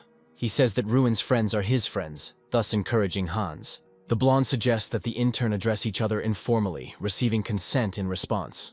Ruin says their goal isn't just to get a good grade. He explains that they need to deal with the elder. Once all the groups were formed, it was time for a short break. Ruin asks Hans if everything is okay, offering his help, but Hans says that there is no reason to worry.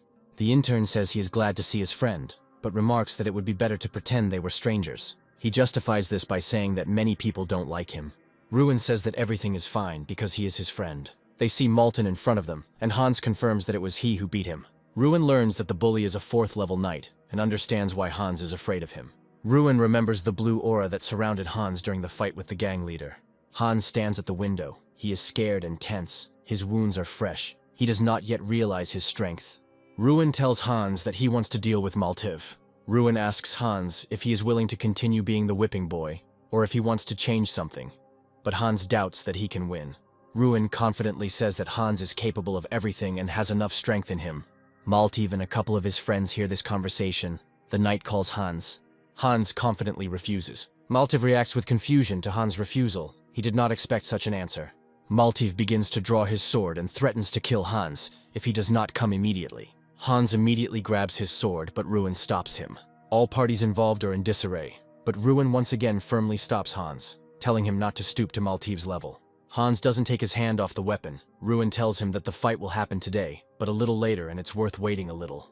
Ruin, having stopped Hans, rushes to meet Maltiv himself and a fight almost breaks out. Suddenly, Maltiva is hit in the cheek by someone's knee, and his sword ends up on the floor. The knee belonged to Sir Golter.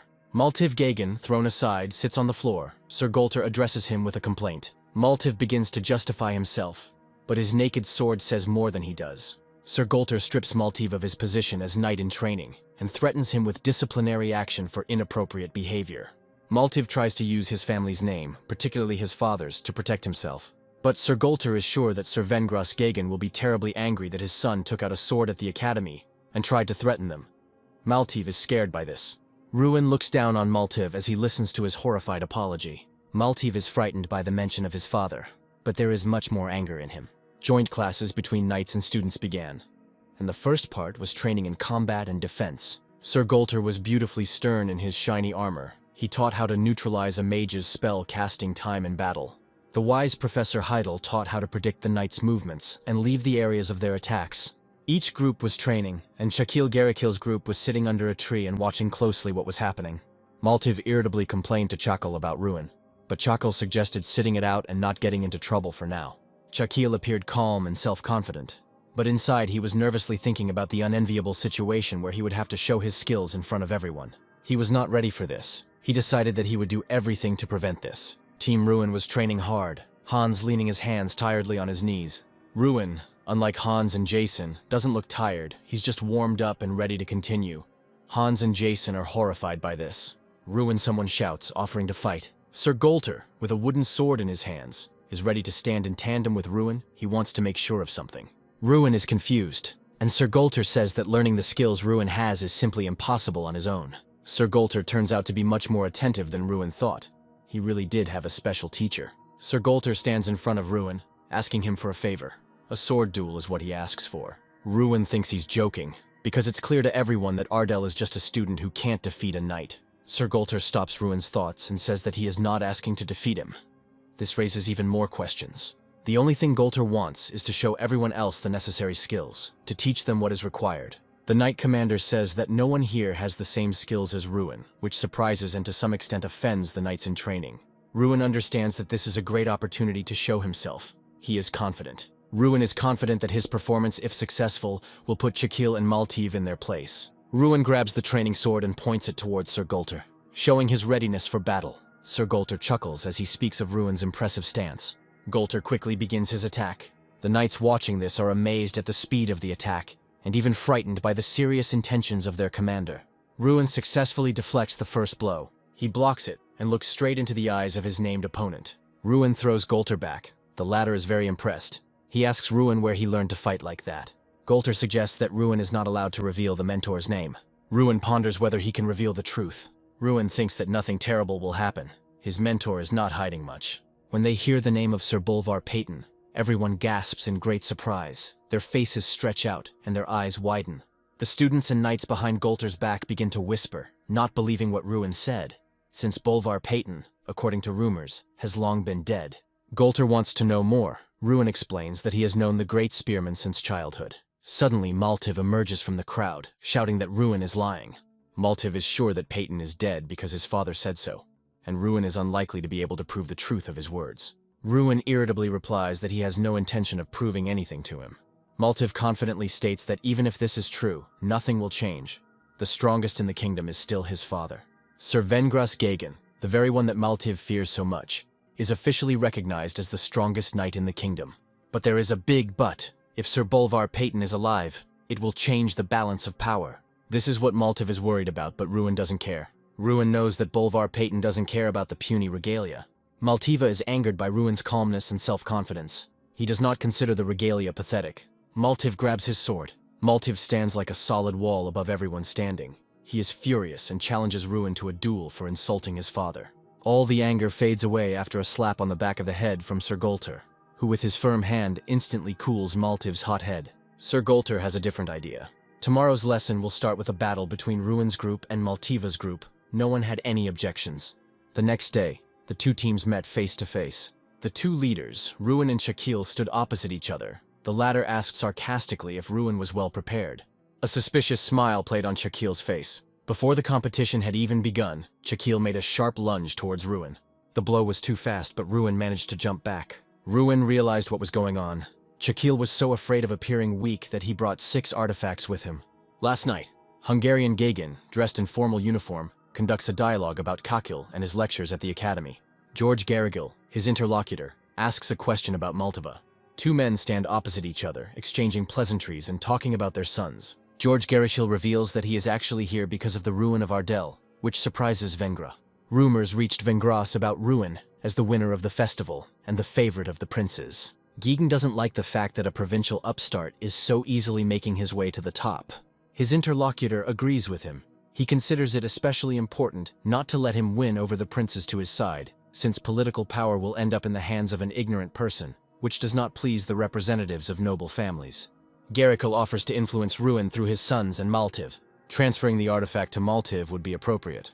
Vengras has a pendant, a powerful artifact which George says he wants to give to Maltiv. Vengras doubts this idea, since the transfer of the artifact is a forgery. But Garrickle persuades him, saying that he has already transferred the artifacts to his children. Gegan backs down until he hears Bolvar Peyton's name. For some reason he is amazed. He does not understand why Garrickle mentions this name. George Garrickle reports that Bolvar Peyton is alive, and that he was the one who taught Ruin Ardell martial arts. The question of the transfer of the artifact turns out to be key to the status of the two families, their reputation and position. Vengras Gagan hands over the artifact to George Garrickle. The men shake hands with each other. Garrickle emphasizes that all this is being done for the good of the kingdom, and the conversation ends there. The battle is in full swing. Ruin's group is caught by Shakil's magic and cannot move. Hans and Jason are frantically trying to break free, while Ruin is calm, but he is immobilized, his legs and arms bound by green tentacles of magic. Ruin was disappointed in his opponents. He was ready for tricks, but not such dirty ones. Shakil mocks the immobilized Ruin. Maltiv rushes towards the immobilized Ruin, ready to strike with all his might. A golden flash illuminates the hall. Ruin realizes that Maltiv's sword is too hard to be made of wood, and that he received an amulet of fortitude from his father. There is a pendant around Maltiv's neck that represents this artifact. Maltiv misses. The blow falls next to Ruin. The next blow was not long in coming.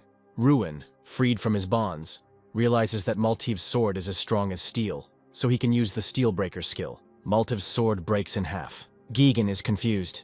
He does not understand how this is possible, because the artifact gives power. Maltiv is thrown back, and Shakil, seeing this, begins to understand that the artifacts are useless against Ruin's magic. Ruin puts on steel seals. He wanted to get off with a little bloodshed, but the dishonesty of his opponents angered him.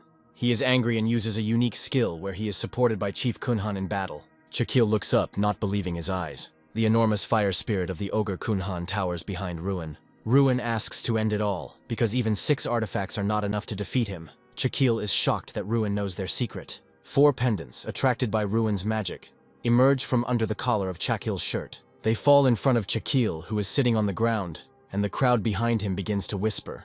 Shakil is angry and threatens Ruin on behalf of the family. Ruin is angry. He understands that the Garrickle family will not let him live in peace. Shakil makes one last pathetic attempt to attack Ruin, but it turns out to be stopped by a golden charge of magic. Ruin doesn't let him get close. The bear on Ruin's shoulder asks if he is sure. Was it necessary to show the ogre?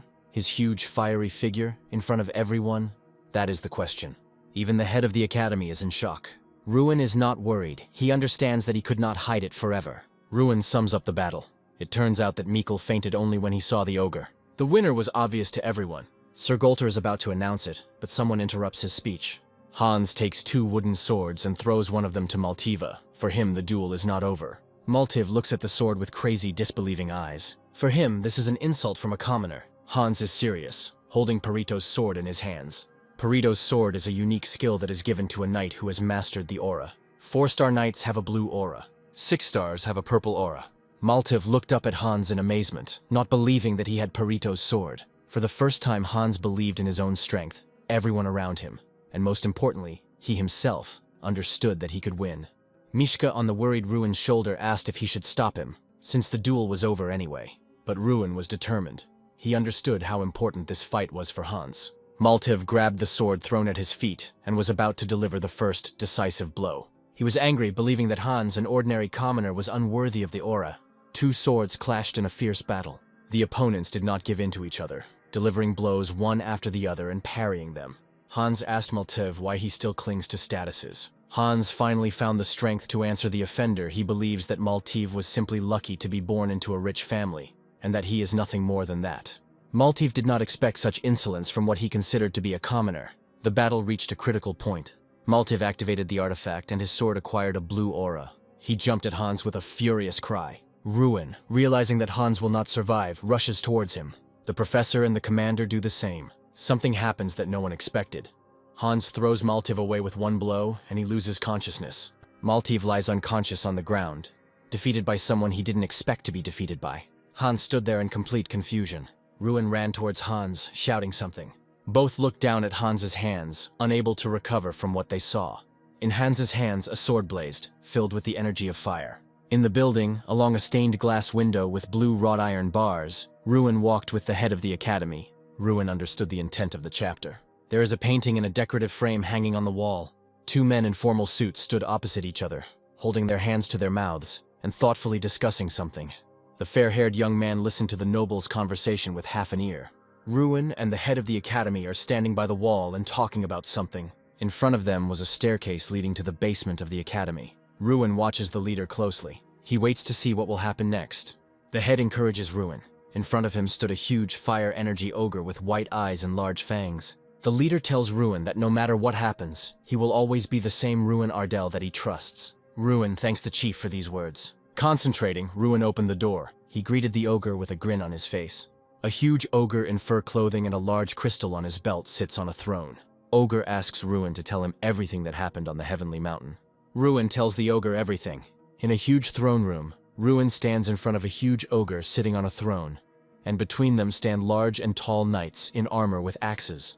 The ogre laughed, showing huge white fangs. Ruin continues to talk about his victories in every match. The ogre, covering his face, said that he was happy to hear about his homeland after so many years. He thanked Ruin. A blue screen appears in front of Ruin. On the screen, Ruin saw that his strength had increased by 1,000. The ogre said that this was his gift to Ruin.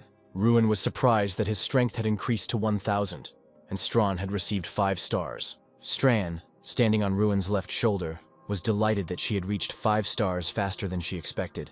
Stran began to growl strangely. A fiery, furious energy appeared around the countries. Ruin covered his eyes with his hands from the bright light. The human form of Strawn appeared before Ruin. The stairs leading to the basement echoed. Below, a multitude of ogres with glowing eyes had gathered. The main ogre's eyes lit up too. He gave Ruin some parting words. Stran rejoices in his new human form. Ruin couldn't believe that Stran had turned into a girl. He closed his eyes, trying to think of how to explain everything to the head of the academy. Stran herself explained everything to the surprised head, that she was an incarnation. Ruin made a remark to the impudent Stran. The head thought about how to introduce Stran to the academy. He came up with it. Stran introduced herself as Ruin's cousin. Ruin's classmates were shocked by what they heard. Ruin's best friend Jason got down on one knee in front of Stran and offered her a tour of the academy. Ruin was glad that everyone believed their legend. Ruin was called out by his friend Hans, and he remembered that today was the day of his departure. It's sad that we have to part again.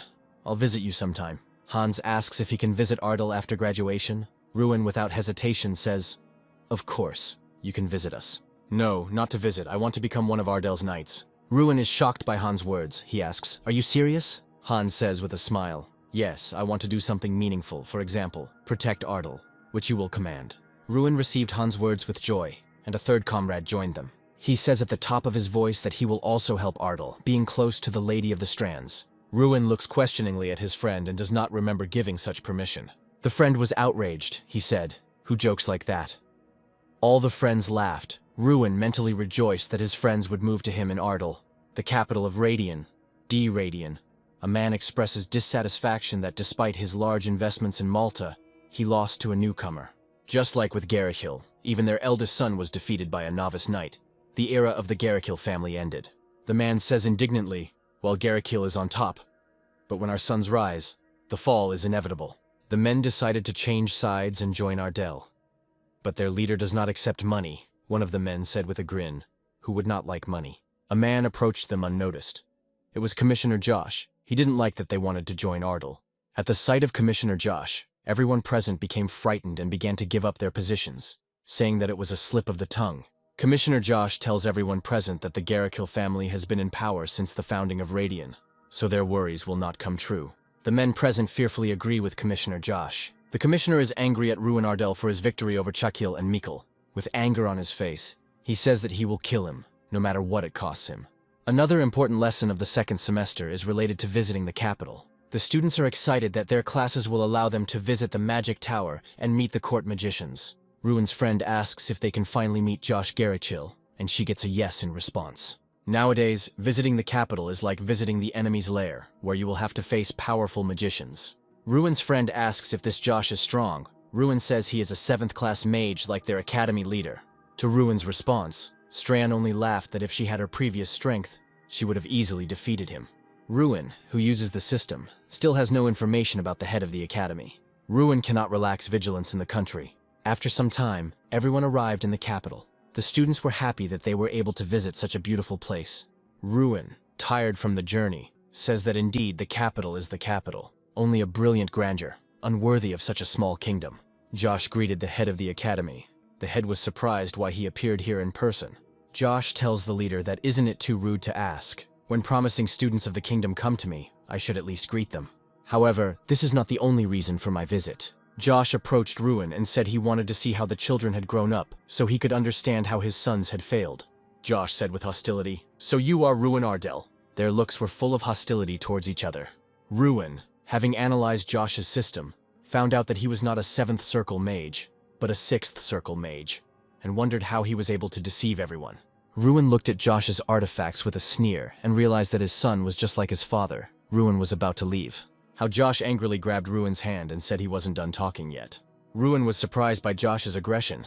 Josh repeated what he saw as funny here. The leader intervened in the conversation, telling him to stop this since Ruin was still a student. An enraged Josh told him not to say anything. "You may have power at the academy, but not here. Here in the capital, the care of the students falls on me." The leader said in a serious voice that if this justified threats against the student, we would be forced to return to the academy. Josh just laughed at these words. Josh also said mockingly, "You thought, I don't know, that it was your idea to make a laughing stock of my son in front of the school by luring him to an open lesson." After hearing Josh's words, the head of the academy said his name with anger. The enraged head of the academy released Mana. Josh asked with a smirk if he wanted to continue, answering his own question. Ruin intervened in this conversation, telling Josh to his face that it was interesting, and Josh, surprised, asked what. Ruin was intrigued. The magician wore so many rings. Chairman Josh looked like he'd been found out. The magician waved it off, saying that he simply loved jewelry. Josh Garichel arrogantly announced that he was now in charge of all away activities. The chairman said goodbye irritably and left. Plans to leave the capital were far from what was planned. The person in charge of the trip, Josh, disappeared without a trace, and the tour was conducted by the senior magician. The atmosphere, despite the changes, remained good. But Ruin and Strand sensed something was wrong. Someone was following them. On the street, they noticed suspicious people in robes. It turned out that these were the ones who were watching them in the palace. Ruin realized that this was an illusion. He felt a faint, barely perceptible magic. The landscape, even the passers-by, everything was unreal. Strand was irritated and indignant that she had not noticed this. The old man began to run away, trying to lure Ruin out. Ruin suspected that the 6th class mage, Josh, was behind all of this. But such magic is beyond the power of one person. There are more of them than he could imagine. Josh Gershel could join the fight against him. Ruin realized that he now had a chance to win. He decided to go out to the enemy. Mr. Ardell said that this evening would be long. Josh was angrily indignant that so few people showed up to his meeting. He declared that today Ruin Ardell would meet its end. Josh was outraged that where there was usually not enough space, there were now only 4 people. Gritting his teeth in anger, he cursed the bastard Ruin, but he was sure that everyone would still regret it. The plan was ready to act. The task was completed. By midnight, they will take Dylan Ardell's head. According to their plan, the entire Ardell family must disappear.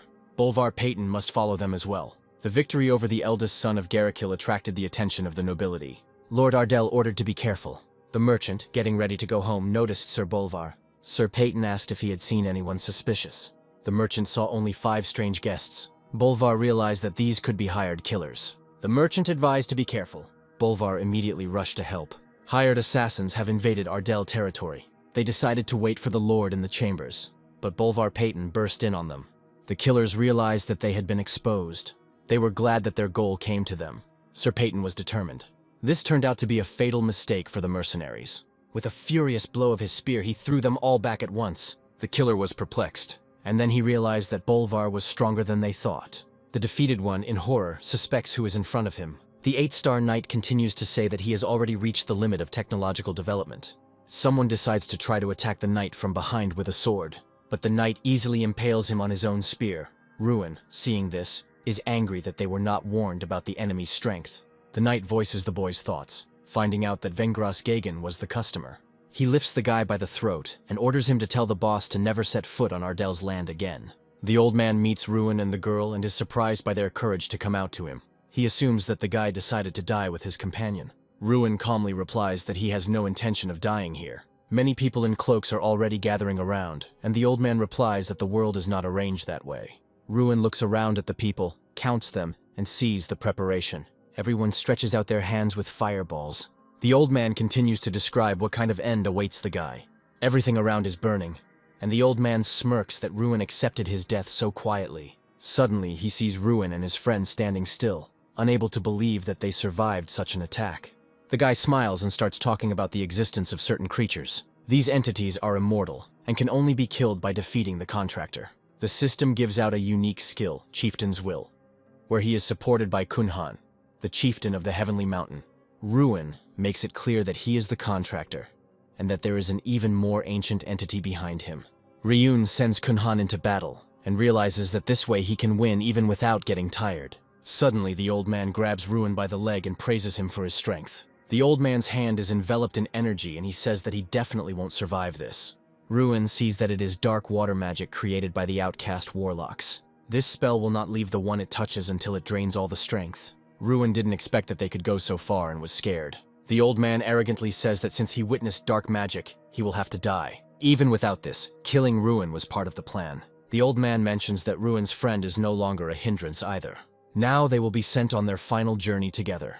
The old man says that the boy's father and sister should be dead by now. To Ruin's shock, the old man smiles at the fact that the boy didn't know about this. He also asks why the guy went against the senior advisor. He tries to continue, but Ruin grabs the old man's face. The man is shocked, as he thought Ruin was under the influence of dark water.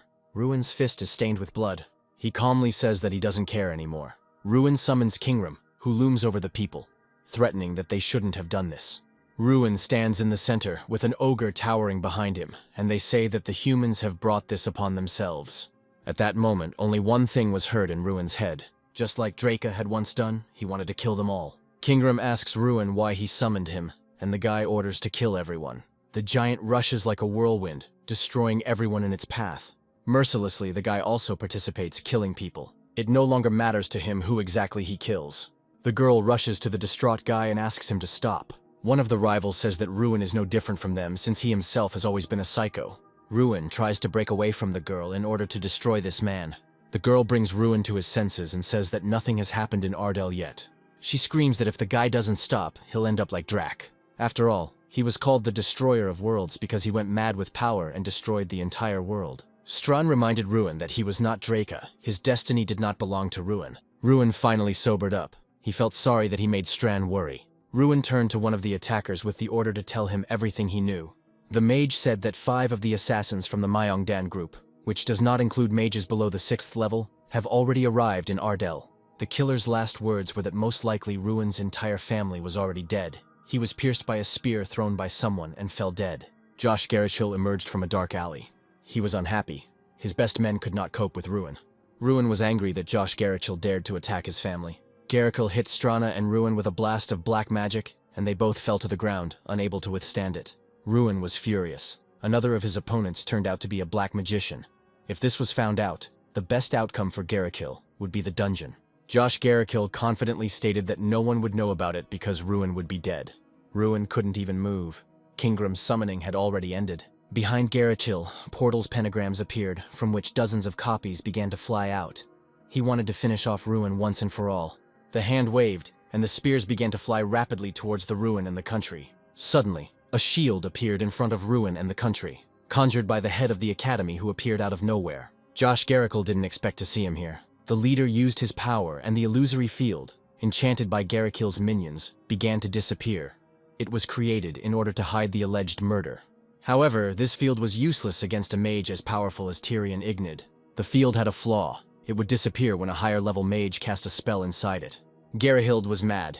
He spoke to Tyrion and said that the whole city would be destroyed if he tried to kill him. The only one who should suffer is Garahild. Tyrion had already put a barrier in place to keep the city from being harmed, and he was furious with Garahild not only for his dabbling in dark magic, but also for trying to harm his apprentice. For this, Tyrion himself passed sentence on Harryhild. Garahild tried with all his might to hurt Tyrion. Everything calmed down, and the country came to the conclusion that this was a crushing victory for the leader, because the gap between the two magicians was too big. Ruin agreed with her. This difference was of a completely different scale. The head of the academy stood over the defeated Josh Garachil, lying on the ground. The leader turned to Ruin and the country and asked if he was okay. The academy students, hearing the noise, began to look out of the hotel windows. Everyone saw the unsightly picture of Garachil lying on the ground, and the head of the academy standing over him. The sound of boots was heard. Princes with a detachment of soldiers were approaching the heroes of the silent scene. They were very worried about Lord Ruin, who was targeted by the dishonest Garachil. They both ran up to Ruin with alarm. The princes tried to show that each of them was more worried about Ruin than the other. Nothing changed. Finally, they noticed Tyrion and the man lying on the ground. Josh Garachil lay face down on the ground, not moving. One of the princes shouted furiously that this would be immediately reported to his father and that Garachil would be arrested. The second prince agreed with his brother, adding that every member of the Garachil family would be punished. Ruin stopped the flow of their anger and asked for one request to be fulfilled. He wanted to make sure his sister and father were safe. Waiting for an answer about the state of his family dragged on for half a day. A very nervous half a day. Finally, the deputy captain of the Royal Knights reported the answer. Everyone was safe. Ruin's father already knew about the attack. Bolvar Payton successfully neutralized the mercenaries. Moreover, it was possible to find out the name of the one who organized the attack. Josh Garachil had accomplices. The one most involved was Vengrus Gagan. The princes, hearing of this, were disappointed at how rotten everything was in the kingdom, and they immediately decided to remove Sir Vengrus and remove him from all his positions. The deputy captain was taken over his position. The question remained about the position of Garachil. Someone had to take the place of advisor and defender. One of the princes approached the head of the academy with a request for assistance, which surprised him and everyone standing nearby. Tyrion tried to refuse, but the prince insisted. The kingdom was in a difficult situation, and the help of reliable people would be very useful. The princes had long been trying to lure the head of the academy to the capital, showering him with gifts. But he refused every time, because he believed that a teacher had no place in politics. Now that the princes had made their request publicly, the disciples began to persuade the headman along with them. With a heavy sigh, the leader realized that it would be impossible to refuse. The only condition was that he would occupy the position temporarily until a candidate was found, and the princes were happy with even this decision. Jason and the crowd of academy students looked at the leader with admiration. Ruin smiled softly. He was glad that everything ended well. Dawn came. Ruin dreamily looked at the sky and thought how quickly time flew by at the academy. The final exams would soon begin. The trip to the capital did not end due to tragic events. It went according to the original schedule. Rumors have begun to circulate in the capital that Mikhail Garagil is leaving the academy shortly before completing his studies. Ruin and everyone else understood perfectly well what his departure was connected with. Mikhail's father, Josh Garagil, was placed in prison. The mages supporting him immediately fled. There were also rumors about Shakil. He fled to Ferna. The Garachil family lost support and power. The Ardell family celebrates triumph. Meanwhile, in Fern, Two of the royal guards held back Chakil Guerigil as he tried to get inside. Suddenly he rushes forward, breaking free from the guard's grip, and he falls to his knees before the crown prince of the kingdom, asking for forgiveness for the uninvited visit. The crown prince stands up straight, looking down on the visitor, dressed in a perfectly fitting uniform. Chakil is nervous. With a trembling voice he asks to forgive him. He did not want to show disrespect. The crown prince stops this stream of nervous rumbling, asks what Chakil wants, to which he replies that he and 40 other representatives of his house are seeking refuge. Chakil mumbles something about how they are ready to serve for the good of the crown prince and the kingdom. But the crown prince is not stupid. He understands that there is another, much more serious reason. The crown prince asks about the crime. Chakil is perplexed. The prince understands that such an influential family as the Garahilds would not seek refuge with him just like that. The royal family would not turn its back on such a noble family for such a banal reason as an assassination attempt. So the crown prince wants to know who the assassination attempt was made on. Chakil hesitates to answer. The crown prince says that giving refuge to the Garahil family would be against justice. The prince sees no reason to provide shelter. Chakil is scared to death. His only hope is fading. The crown prince turns to leave, throwing over his shoulder that he will not arrest Chakil. Chakil can't let him go, so he names Ruin Ardal as the person he attempted to assassinate, and the crown prince's face lights up with interest. The prince asks the name again. Chakil confirms that it is the same Ruin Ardal. The crown prince is interested in what Chakil said. He wants to know the details. With false friendliness, the prince offers Chakil a cup of tea. 3 months had passed since the events in the capital. The new year had arrived, and the academy was covered in snow. The academy grounds were full of people. Nobles came here from all over the kingdom, and there was a reason for this: the final exam. Graduates demonstrate their skills by passing tests, which allows them to prove themselves to nobles who may offer them work. Today was the day of the exam. Ruin, Strana, and Jason were sitting on a bench in the yard. Ruin thought about how quickly time had flown by. Jason notices Ruin's thoughtful mood. He pulls him up. Ruin asks if Jason was prepared. Jason replies that he doesn't see the point in bothering, since he'll be going to Ardal with Ruin anyway. Someone is calling Ruin. His sister arrived. Ruin was glad to see her.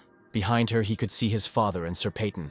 Ruin was glad to see them all, especially after recent events. He remembered again what had happened. It lay like a heavy burden on his heart. His father hastened to reassure Ruin, saying that on the contrary, he was proud of his son for his steadfastness. Ruin thanks his father and Sir Bolvar again. Sister Ruin notices the country, wondering who the lady is standing next to her brother. Ruin understands that the excuse about his cousin and relatives won't work, so he tries to justify himself by saying that Strana is just his friend. Not only has Ruin's family come to visit, but Jason is trying to introduce himself to Ruin's father by calling himself his adopted brother. Hans arrived with his sister, whom Ruin had saved, and Seth with Irene. Suddenly everyone started turning around and whispering in surprise. Ruin turned around and realized who everyone saw. The princes had also arrived for the final exam. Ruin didn't expect to see his most powerful patrons here, and Arid and Sita were also surprised. Everyone was told that the exam would start soon. The students were asked to go into the arena. Ruin said goodbye to his guests. Those who came to support Ruin smiled, and his sister wished him luck.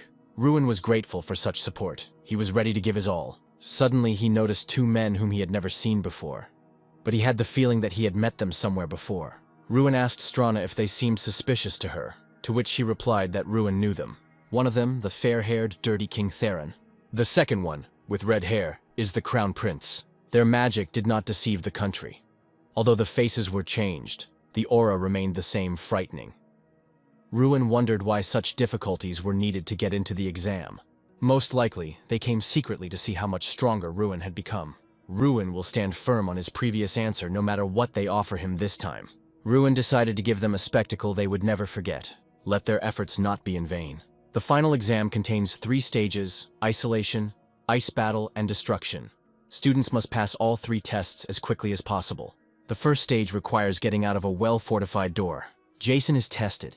He thinks about what can be done with the lock on the door. There are many options on how to overcome a closed door. The method used does not matter. The main thing is a successful result. Jason successfully passes this test and escapes from the locked room, as do the rest of his group. The second test is a stark contrast to the first and makes the exam much more difficult. An ice monster appears. Many students find themselves at a loss. Some are cornered by the monster. The final step is to destroy the wall using your most powerful magic. Once this is done, the exam is considered complete. Jason is the first of his group to pass all the tests. Only 3 of the 10 members of the group complete the exam. Ruin stands at the podium and waits for his turn. The rest of the students are nervous. Ruin was happy for his friend. It turns out Jason really had been actively preparing. Only 3 of the entire group passed, and they had little time left. Ruin was thinking about how he could complete the exam in the minimum amount of time. Finally, it was the turn of the 7th group, and Ruin was in it. The stands were filled with guests who came specifically to see the performance of the Academy's best student. The Crown Prince and the King watched Ruin's every move carefully, curious to know how much stronger he had become. The King asks the Crown Prince about his plans. The Crown Prince came here to make the final proposal. Ruin will no longer have the opportunity to agree. The Crown Prince needs him, or rather, his power is needed, which must be restrained and directed in the right direction. The test has begun. Ruin stands in front of a closed door.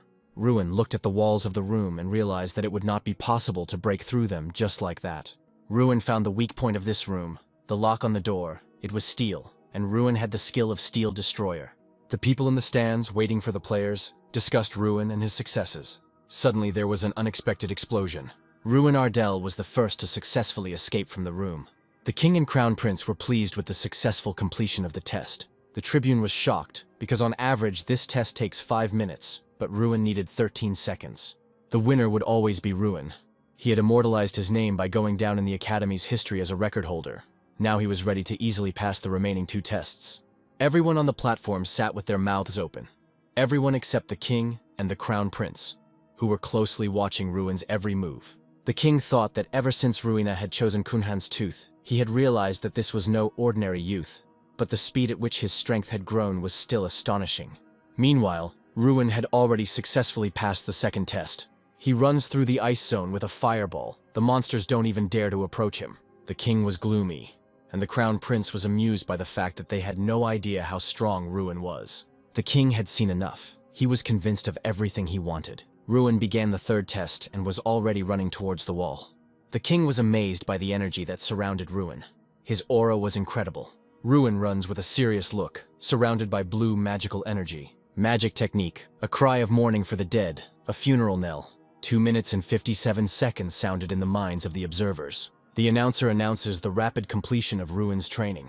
The white-haired man is shocked by the boy's capabilities. White-haired sees Ruin as a threat to his position. However, the team greets Ruin with joyful cries. The younger brother and his companions scream with pride. Ruin enthusiastically accepts the cries of pride. The guy is shocked when he remembers his past, where he was not recognized. Jason suddenly appears, coming to congratulate his friend on his victory. Jason is shocked to hear the protagonist's rapid level up. A friend enthusiastically reminds me of some need. A party, where would it be without it? Amid the enthusiastic drunken shouts, 2 people are seen who are unhappy with the celebration. Ruin looks back nostalgically on the party. A previously dissatisfied friend suddenly asks for more drinks. The senior came to see the graduate. The chapter reminds us of the release and suggests having some fun. Ruin thanks his elders for teaching him. The elders say goodbye to Ruin, because he has a difficult journey ahead of him. The young man is invited to become a professor for the next graduates. Drunk Ruin in thoughts, the head of the Eastern Trading Company interrupts the calm. The company's companion is shocked by Ruin's confession.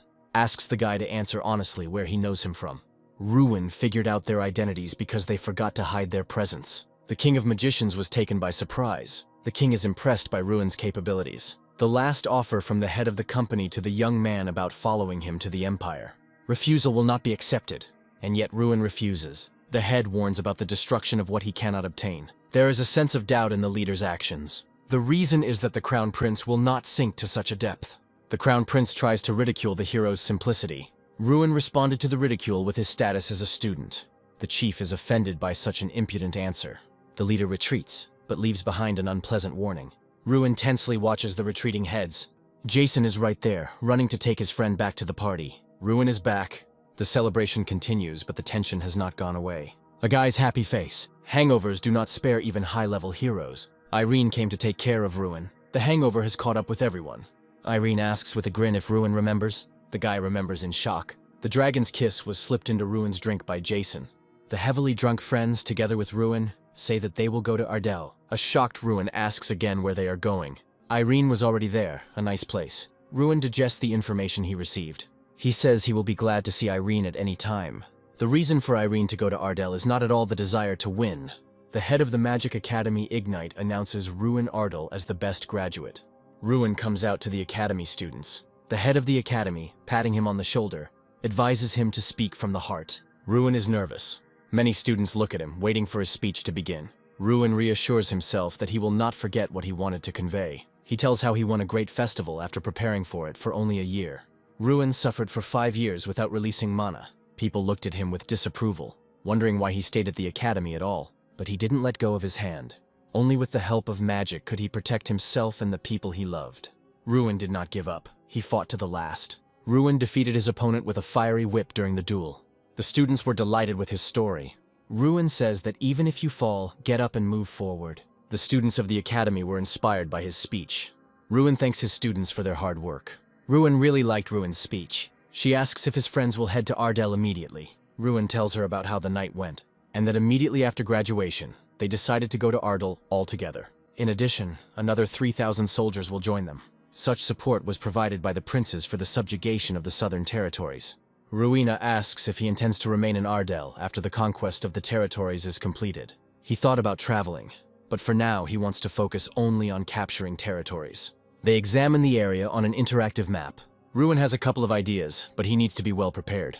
It concerns Ruin's friend. One of the knights arranges a duel with a knight in training, Hans. Hans had only recently taken his knight's oath. The fight began quickly and swiftly. The crowd shouts that the knight is pushing himself too hard against the newcomer. The question arose as to what the reason for sparring was. They got bored while cleaning. But there was a very interested young man. Sir Bolvar came to watch this duel. After all, he too could not miss such a fascinating spectacle. All the knights who watched the duel were recognized by Lord Bolvar. Attracted by the fight, he concludes that the fighters are skilled. Sir Bolvar notices that Ruin's friend is participating in the sparring. He is impressed by Hans's skills. Hans fought against the Golden Knight, who was considered elite in the kingdom. The Golden Knight knocks the sword out of Hans's hands. Hans is certainly talented, but he lost this fight. Ruin asks Sir Bolvar to teach Hans a couple of moves.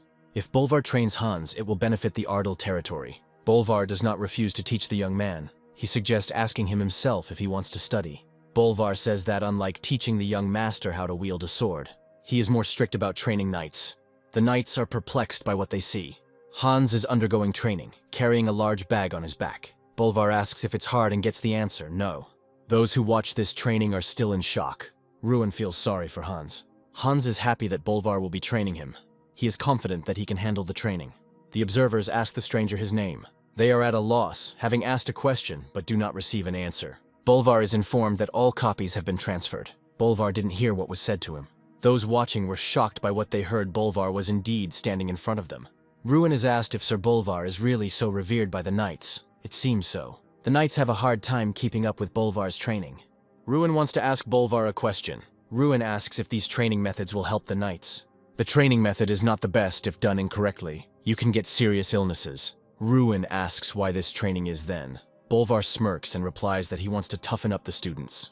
After Bolvar's answer, everyone present was in shock. A day later, they finally arrived at the Chinhung Plain.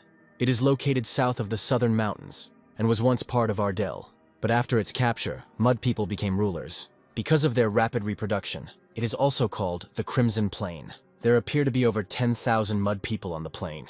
Ruin is asked what our plan is. There was an idea to break through the canyon, but it won't work. They will fall on us from the cliffs. What if we send Bolvar to the front lines? This idea is also bad. Mud people are not so easy to destroy with normal attacks. Now seeing the plain in its entirety, Ruin understands why all previous conquests were unsuccessful. Ruin asks what we should do then. Maybe we can find a way to deal with them. One of the knight captains claims that there is only one way to break through head-on. If they doubt, they will definitely not win. The captain is told that this plan will involve a large number of deaths. When we receive support, didn't we plan to attack with a group of 300 people? The captain does not understand why the decision is being delayed if they have large forces at their disposal. It's all because it's not about the quantity, but about the terrain. You can't pass through the canyon calmly. We don't need to cross the canyon but to lure out the enemy. Ruin asks the captain if this is a good idea. The captain doesn't understand him. Ruin replies, "Didn't they just give us the correct answer? We will launch an attack from the cliff tops surrounding the canyon." The captain is at a loss as to how they will climb the rocks. Ruin says that a couple of mages is enough. The captain praises this decision, but still does not understand how a mage will get to the top. Ruin points to his comrade who is able to climb to the top without magic. His friend is in complete shock. Ruin says he can do it. He says with a grin that he will throw it there. He is completely shocked by Ruin's idea. The conquest of the territory has begun. Ruin and his friends rode behind the column. The final discussion of the action plan took place. Jason Damon looked ridiculous wrapped in fabric and rope, but Ruin said he was cool. The knights laughed at Jason too. Jason didn't understand what his friend was getting at. Ruin sarcastically said that it was a shame, because Jason could have become a star. Jason enthusiastically agreed, asking to be entrusted with the job. They set about the plan. Jackson was nervous. Ruin, ignoring his friend's request, sent him flying with force. Jackson felt like he was going to die of fear. When he landed, he was surprised by the accuracy of the throw. Ruin laughed as he noted Irene's ability to catch the flying boy. Jason noticed something with a worried expression on his face. He saw that he had to pull out the mud people. Their number could not be estimated. Jason thought it was simply impossible to do. Ruin cheerfully supported his friend. Jason gritted his teeth and steeled himself. He created a ball of fire, and he unleashed hundreds of fireballs on the monsters. The sky was filled with a rain of fire. Although the cloud was not of impressive size, it was enough. Ruin handed over further actions to the captain. Now Irene and Ruin could begin their work. The mud people ran in fear in one direction. They ran towards a side path out of the canyon. But on their way were Sita, Irene, and Ruin. The vile mudworms were doused with a wall of light fire. He boasted that he had become stronger, but it was too early for joy. The monsters began to crawl upward. Jackson started calling for help. Irene volunteered to help. Jackson feared that he would die a virgin. Irene appeared right in the air above his head.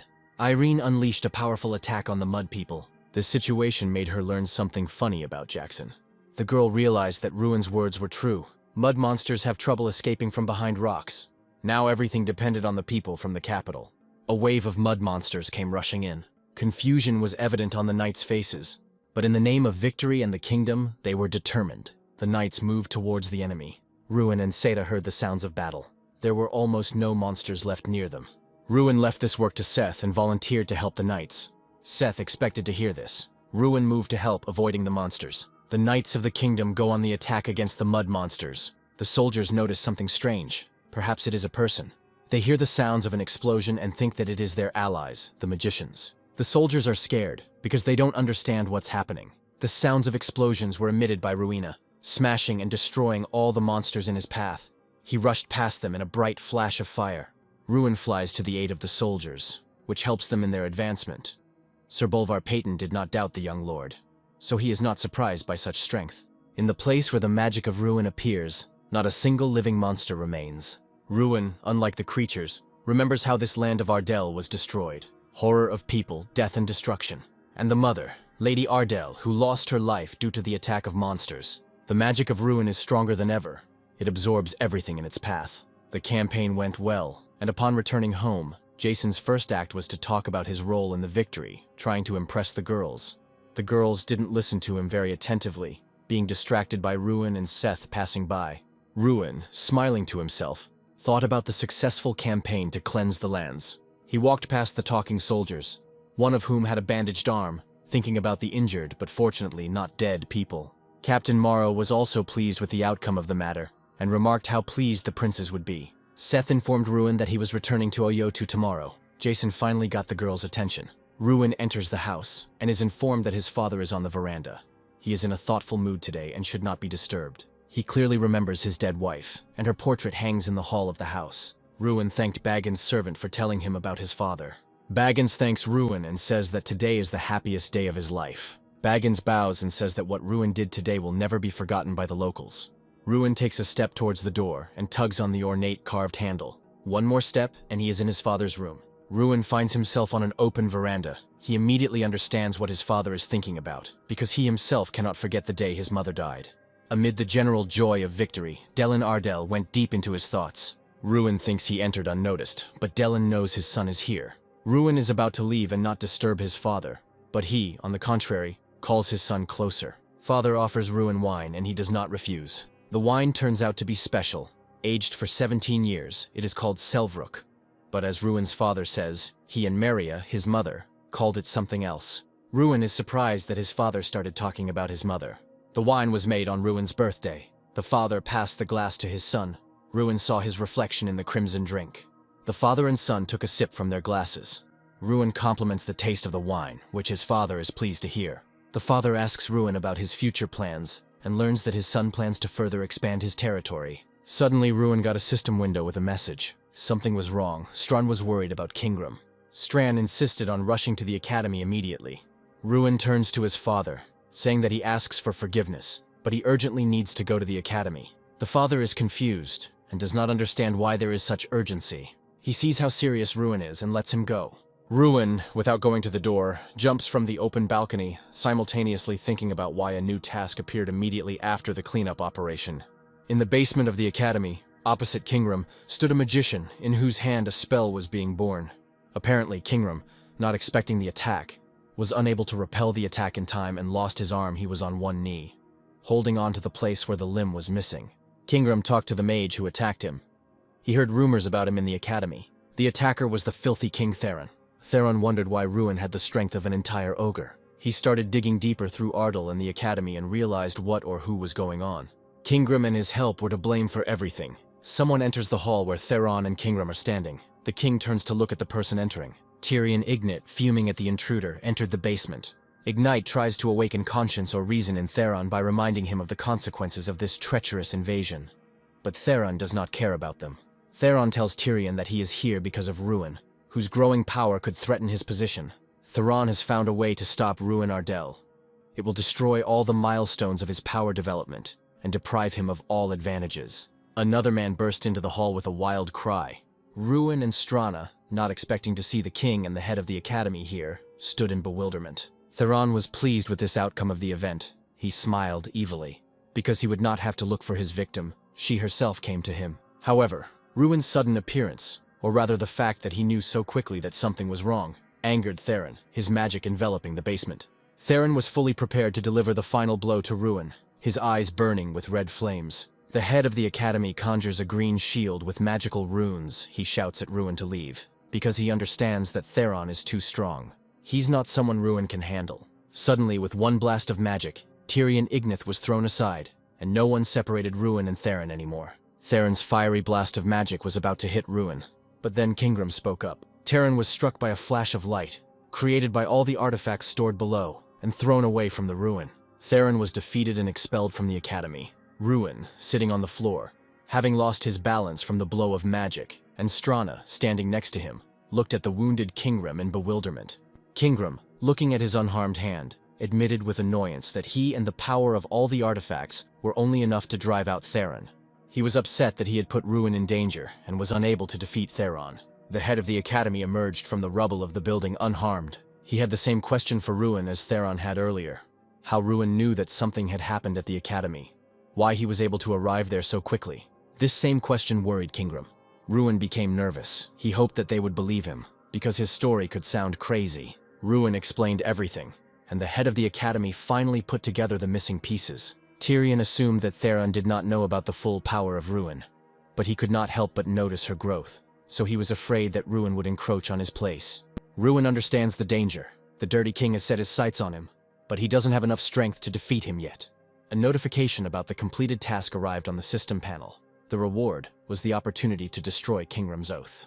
Long ago, Kingram lost to Freud Ignite, the predecessor of the head of the academy, and was bound to an artifact to serve the academy. Ruin asked Kingram about the destruction of the oath, to which the ogre asked in surprise how Ruin knew about this. To destroy the oath means to allow Kingram to return to his original form and leave this place. The Ruin artifact allows you to do this as a reward for completing a task. But there is one thing to destroy an oath. The consent of the one who gave it is required. The head of the academy, as the representative of the man who had taken the oath, made it clear that Ruin's will was his will too. Kingram's seated body was engulfed in a blue glow. Bright blue rays of magic emanated from him. The oath was broken. It was surprising. No one expected that the Ruin artifact could even destroy a contract. Kingram turned to Ruin. Ruin was in big trouble. Everyone knew that. He was not ready for a fight with the King of Magicians. Kingram said he knew a method that might help. But to do this, it was necessary to leave this place. The ogre straightened up to his full height, holding his severed hand. Kingram invited Ruin to come with him to Heavenly Mountain. Ruin didn't expect such an offer. A prison guard screams at the top of his lungs that the underground prison has been attacked and one of the prisoners has escaped. There was a gaping hole in the thick brick wall left by a shock spell. The ones who attacked the prison were mages. 7 people in black cloaks stood in the middle of the forest, and next to them was the escaped prisoner. His name was well known, Josh Garrickville. Garrickville thanked one of the black cloaks for saving him. for the fact that the unknown person saved him personally. The unknown person made it clear that it was not a matter of sympathy for Garishfeel. The unknown man in the black cloak was the crown prince of the Shomerton Empire, Raynak.